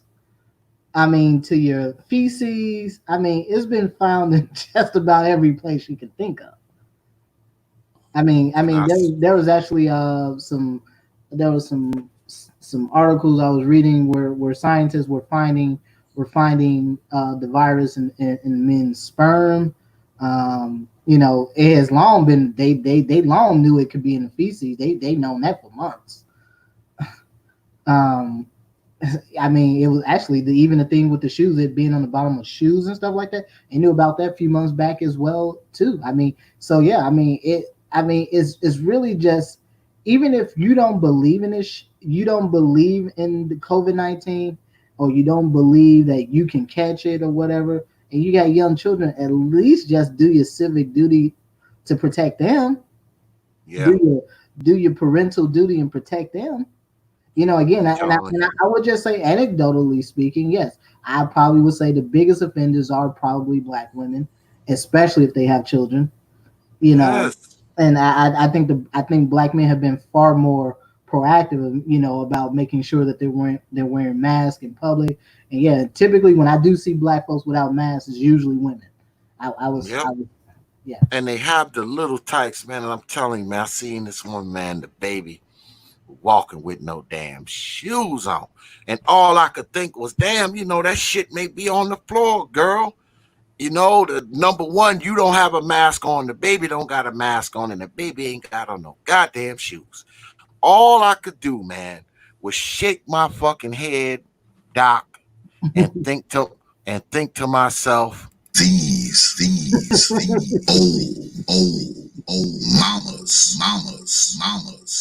That's all I could do, Doc. That's all I could do. I'm like, damn, no mask on you, no mask on the baby, and the baby ain't got on no shoes either.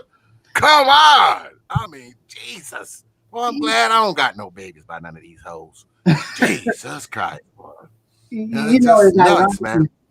No, it's ironic you say that, because I was me and my fiance, we were out at a store with I think it was a Walmart about a week ago, and we were walking up, and like literally it was a younger couple coming out, got a new. I mean, this baby couldn't have been no more than 2 months old, and they just come out the store, baby. I mean, it's blazing hot. First of all, I don't even know why you got a baby with their skin is really delicate. You got them out there just in the sun like that. and then on top of that, around all these folks, you don't know who has what. Baby, no mask. They're not wearing masks, and I'm like, oh god. And and my fiance just looked like you see this shit. you just Crazy, man. you just can't believe this. And and it's it really is unfortunate because again, even if black folks don't black even if adult black folks collectively don't believe this is real or not, and not taking COVID-19 serious, at least think about if you have children, think about if you got grandparents and folks who are probably more susceptible to it than you are. Yeah. And Yeah. again, and I think that's just it's really selfish, Yeah. to be very honest.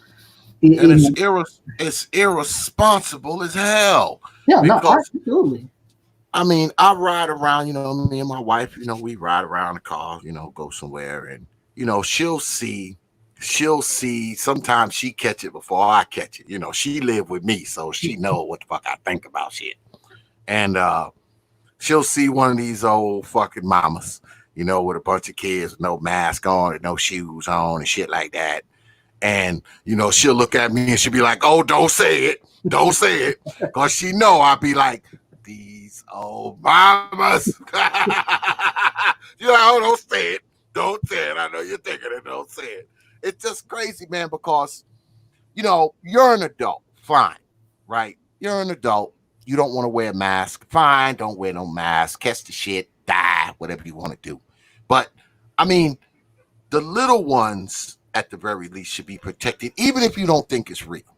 If you don't think it's real, why let your children be at risk just in case it is? Just in case it is. I mean, don't let one of your little tykes catch it to knock some sense into you and make you realize that this thing is real. I mean, is that how you want to find out that it's real?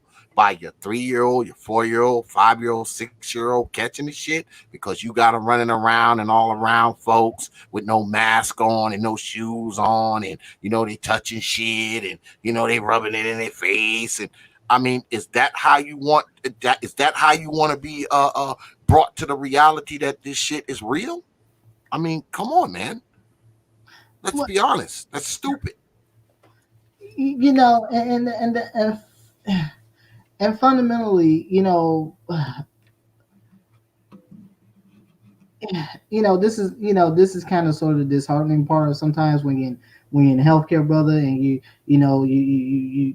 I almost never deal with children. I like adults in the Mhm. healthcare space. Although I will say dealing, and the reason for that is because, when you deal with children, the problem isn't necessarily the children, it's the parents. Yeah.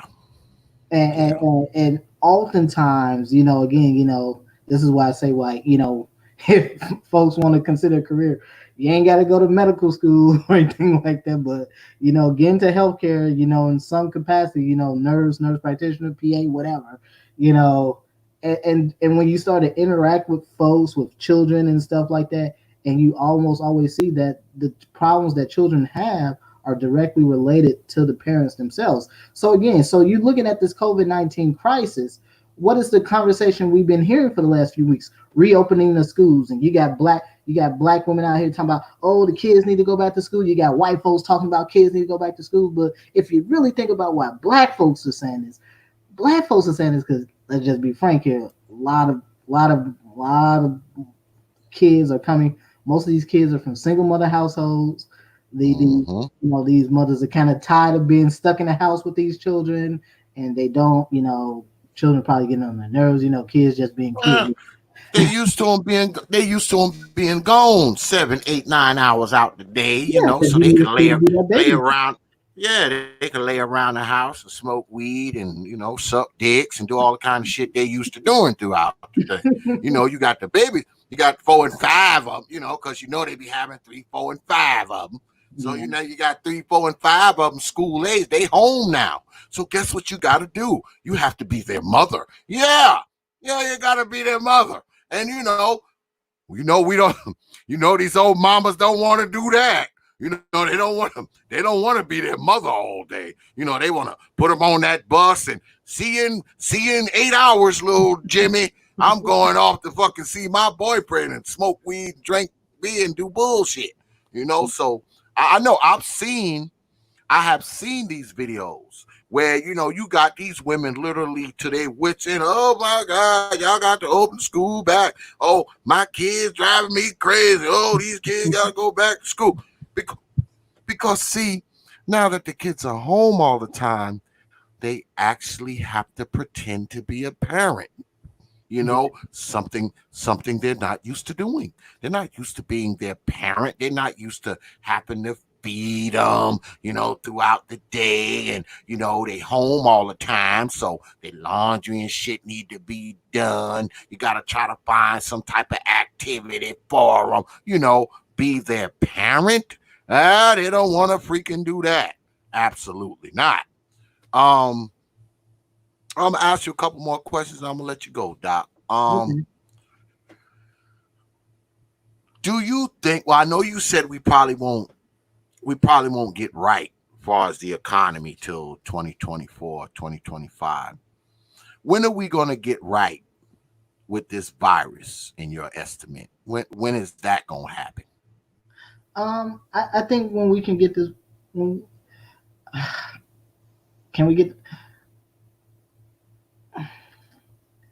to get this virus under control? To really get it under control, you're gonna need a vaccine, and unfortunately, I don't, despite the news reports and stuff coming out, that I think it's very optimistic to believe that you will see a virus by January 2021. I think that's highly on the optimistic side of that argument. I think it's more likely you will see something.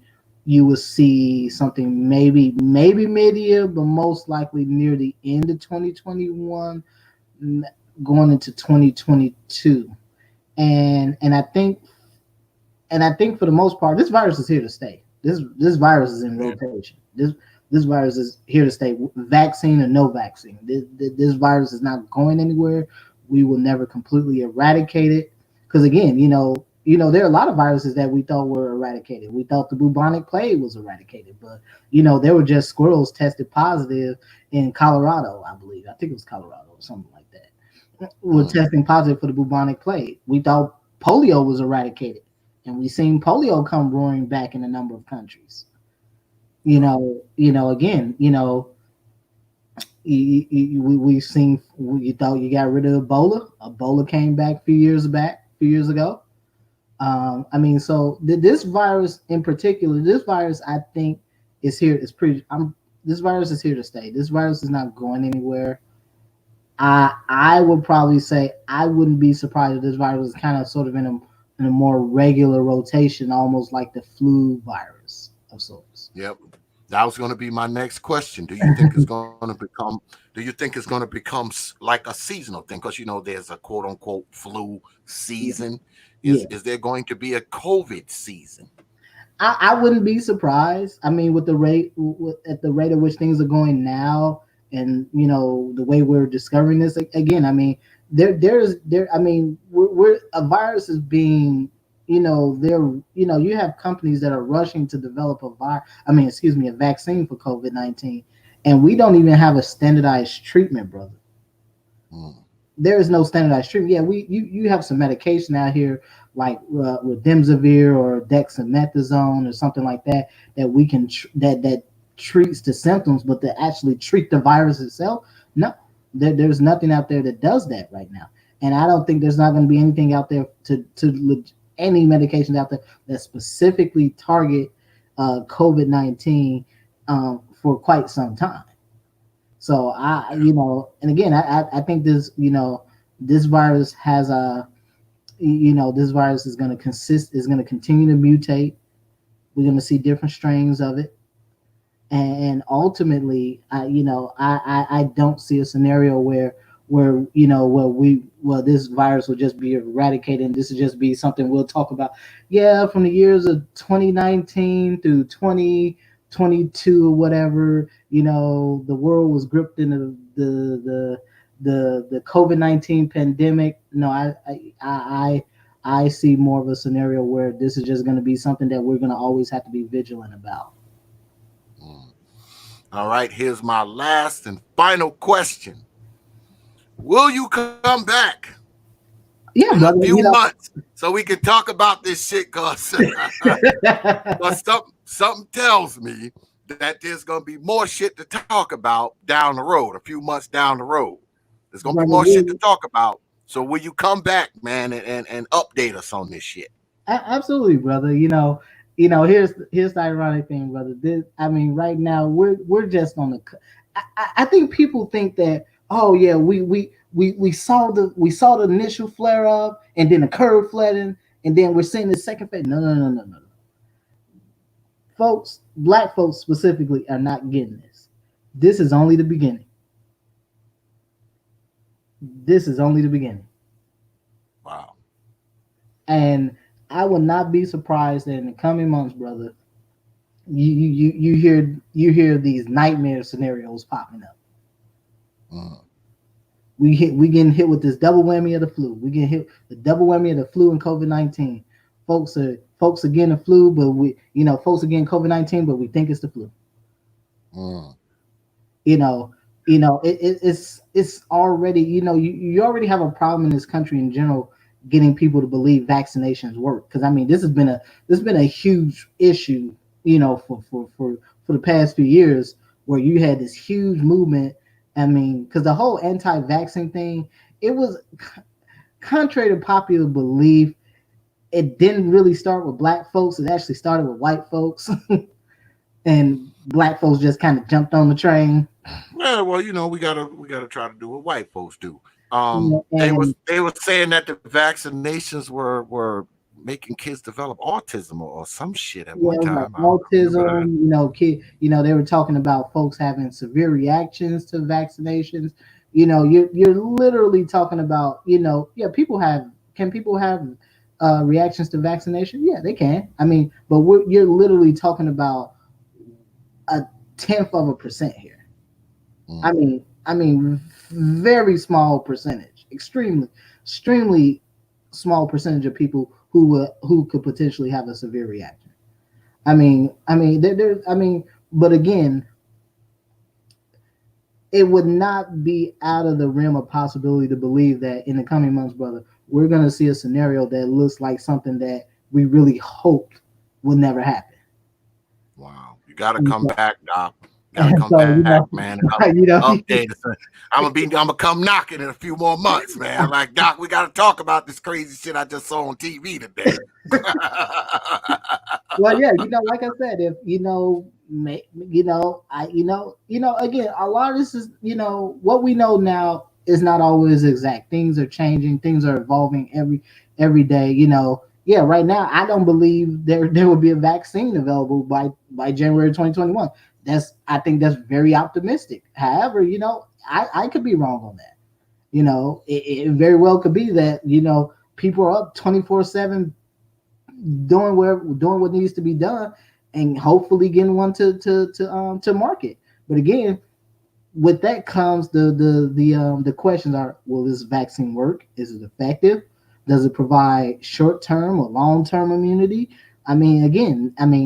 This has to be the thing. This is why vaccines are not absolute. This is why you have to get your tetanus shot every 10 years, because they only last 10 years. This is why you have to get your flu shot every year. Again, it's only good for a year.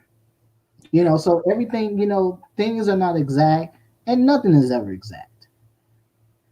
And I think, for black folks, it would do us a lot of good, not to say that black folks, suspicions of the healthcare system are not unfounded, but it does a lot of good where instead of having really these emotional reactions to stuff that is happening around us, to really have some very hard conversations.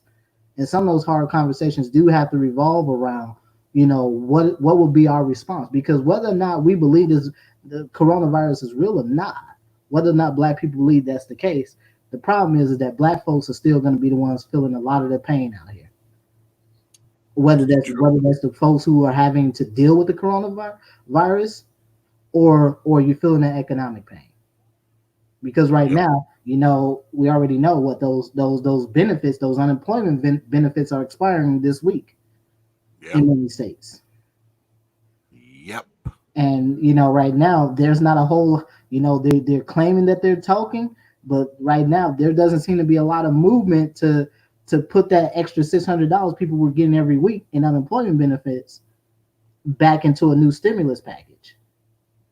Oh yeah. All good, so, I mean, all good things come to an end. Yeah. And I mean, right now, brother, I expect the unemployment numbers to get worse.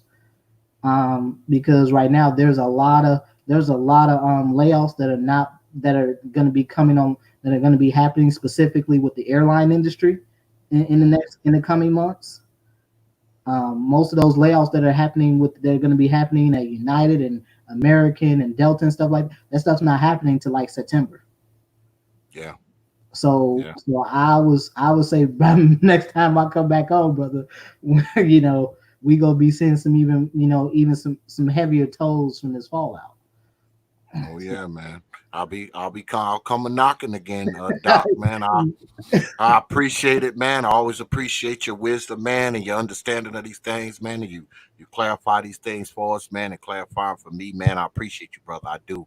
And we gonna do this again in a few more months, man, because you just gave this apocalyptic prediction and shit. So when it come true, I need to have you on here. Yeah, I need to have you on here. Brother. Absolutely, man. I appreciate you, Doc Phoenix, man. My brother. Peace. All right, brother. Take care. Have a good evening. Take it easy. Yeah, man. Just got off the line with Doc Phoenix, man. He always come in, man, and scare the shit out of everybody, with his predictions. And the crazy thing is he be fucking right. You be hoping he'd be wrong and shit. Like, oh, man, the Doc is wrong. But no, he's not. No, he's not wrong. He's not wrong, man. You black folks, those of you who came in here late, what you need to do is you need to rewind it on back and listen to some of the shit that the good Doc said, man, because the Doc was up here a few months back when this shit first broke, man. He was up here like February, and all the shit the Doc said, man, all that shit came true, man. That's why I had to get him on here. I had to get him on here to talk about this shit, man, because everything he said came true. And y'all heard that apocalyptic prediction that he just said. He said, man, it's going to get worse. More people unemployed. People going to be they're going to have the COVID, think it's the flu. I mean, all kinds of shit. So I'm going to have to bring old Doc Phoenix back. I know it. And let him come up here and scare the shit out of us like he always does. But anyway, good shit tonight, man. I'm glad y'all hung around, all 3 of y'all, 4 of y'all, 5 of y'all, whatever it is, it looks like. But I appreciate y'all hanging out, man, and hanging out and hanging around, man, and checking it out, man. I'm gonna go ahead and I'm gonna run a few of my commercials, and then when I come back, we're gonna go into some programming notes. All right. Open your mind. Hey guys, T.P.O.T. on Facebook, Instagram, and Twitter. But you knew that already.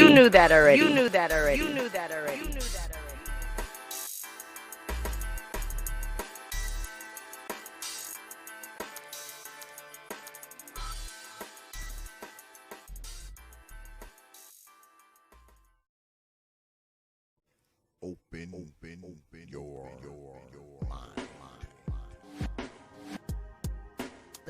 Peace, everyone.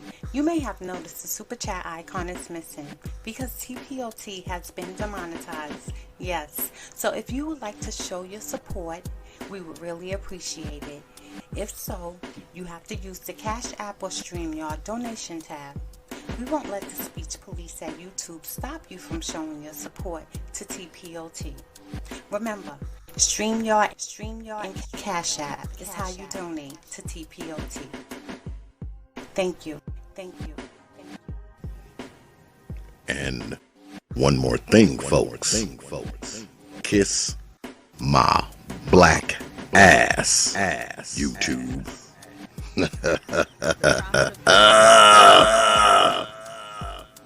Now back to the show.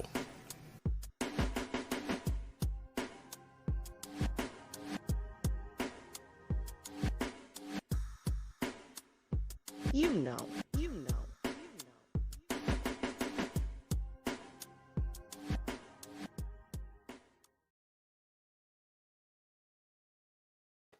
Yeah.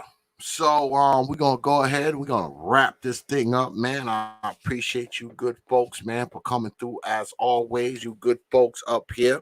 Make sure you check us out on all of our other social media platforms, because if you don't, I will haunt your old black gaslight mama in her dreams.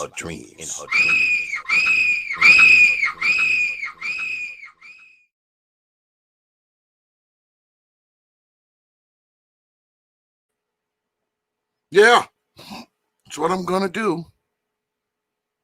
Oh, mama be looking up, boy, and OX will be floating across that bed. She'll jump up. She'll jump up and come running down to your room, in the basement down there. She'll come running down to your room in the basement, and she'll be like, there's a strange guy floating across the bed. You'll be like, what'd he look like? He's got like a lock sock on. He's got dreads. You'll be like, that's just X. I forgot to follow him on Twitter. Don't worry. I'll follow him when I wake up. Because if I don't, he'll be back again tomorrow. But anyway, man, like I said, I appreciate y'all coming out tonight, man, spending some time with us, man, watching us. I always appreciate the support, man. It's always good to be up here with you good folks, as always. And a special shout out to Doc Phoenix, man, for coming through, man, and scaring the shit out of us like he always do with his damn predictions and his knowledge. And I appreciate that, brother, man. And I know I'm going to have him back on in a few months. You know what I mean? Gonna have to have him back on and scare some more. But, these are the dark truths that we need to hear, folks. We need to hear this shit. We do. We need to hear this stuff, folks. And I want y'all to be careful out there, man. I want y'all to be careful out there, man, because this shit is real. All right? The shit ain't made up. I know y'all think it is, because you haven't caught it yet, or nobody in your family hasn't caught it yet. But y'all have to understand, man. Y'all have to understand that this shit is real. This is a real thing, man. People are dying from this shit. They are.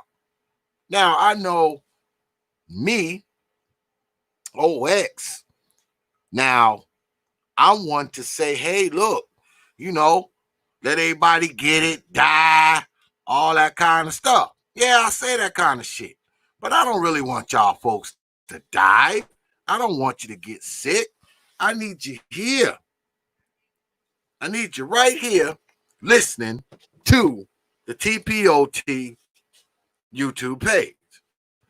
So I want you to be careful, man, because this shit is real. This shit is real right here. Yeah, Doc, they killed my monetization, man. I can't apply for monetization again till August 1st. Yeah, man, they jammed me up on some BS, Doc. Some old, but they've been messing with me anyway. It is what it is. It is what it is, Doc. But yeah, man. I mean, I want y'all to be careful. Wear your mask, man. And if you got them little tykes, man, you have to absolutely positively bring them out with you. at least make sure they have a mask too, man. All right? Make sure they have a mask too. And make sure they have on goddamn shoes also. How about that? Make sure they have on shoes. God damn it. Tired of you old mamas. Y'all make everything worse. God damn it. But anyway, yeah. So we're gonna wrap this up once again. Thanks everybody for coming out tonight, man. Shout out to Doc Phoenix, man. It's always appreciated, man. I know I'm gonna have his brother back so he can talk about his apocalyptic prediction that he made up here tonight. So anyway, with that, I will leave you good folks with 3 words. You know, like I always do. Open your mind. Dark Exodus. Peace, folks. See y'all on the other side.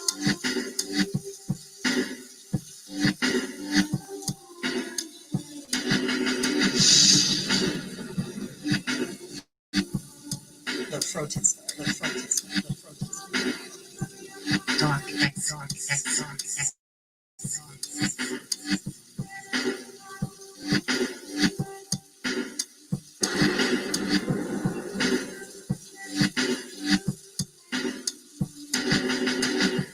Open your mind.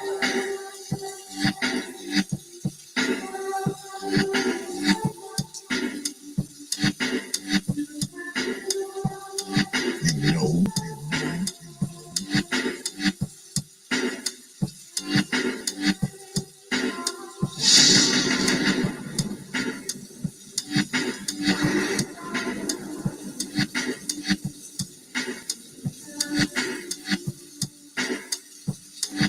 Yeah, X.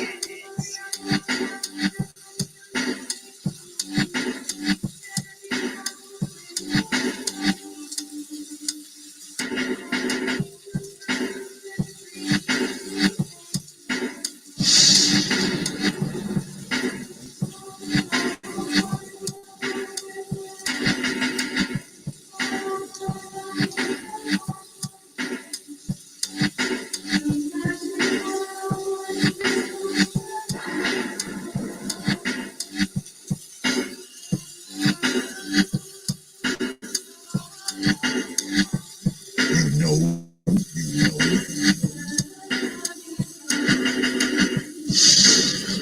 Dark Exodus. You understand?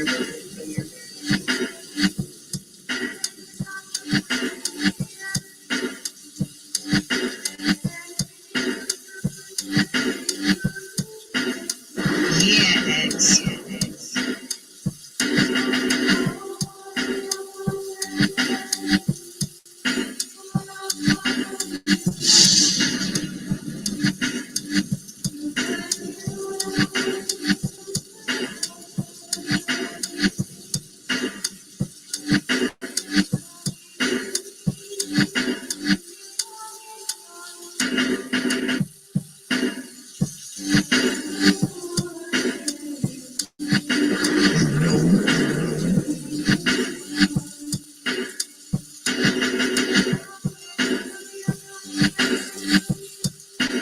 You understand?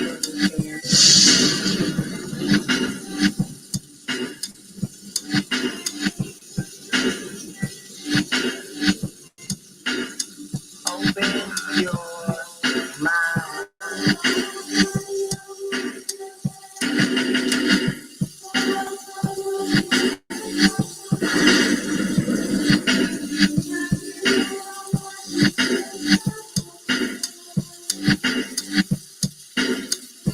Dark Exodus. Yeah, X.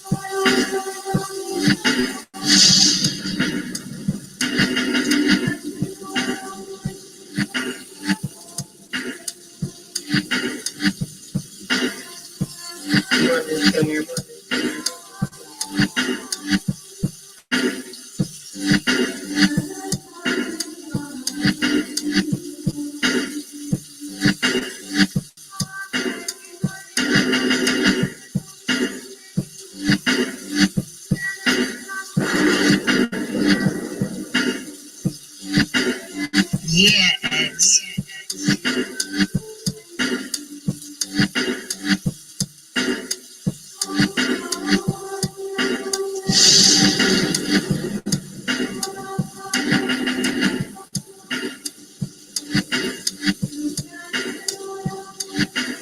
Open your mind. Dark, Only dark. from the Prophet of Thought series media. Open your mind.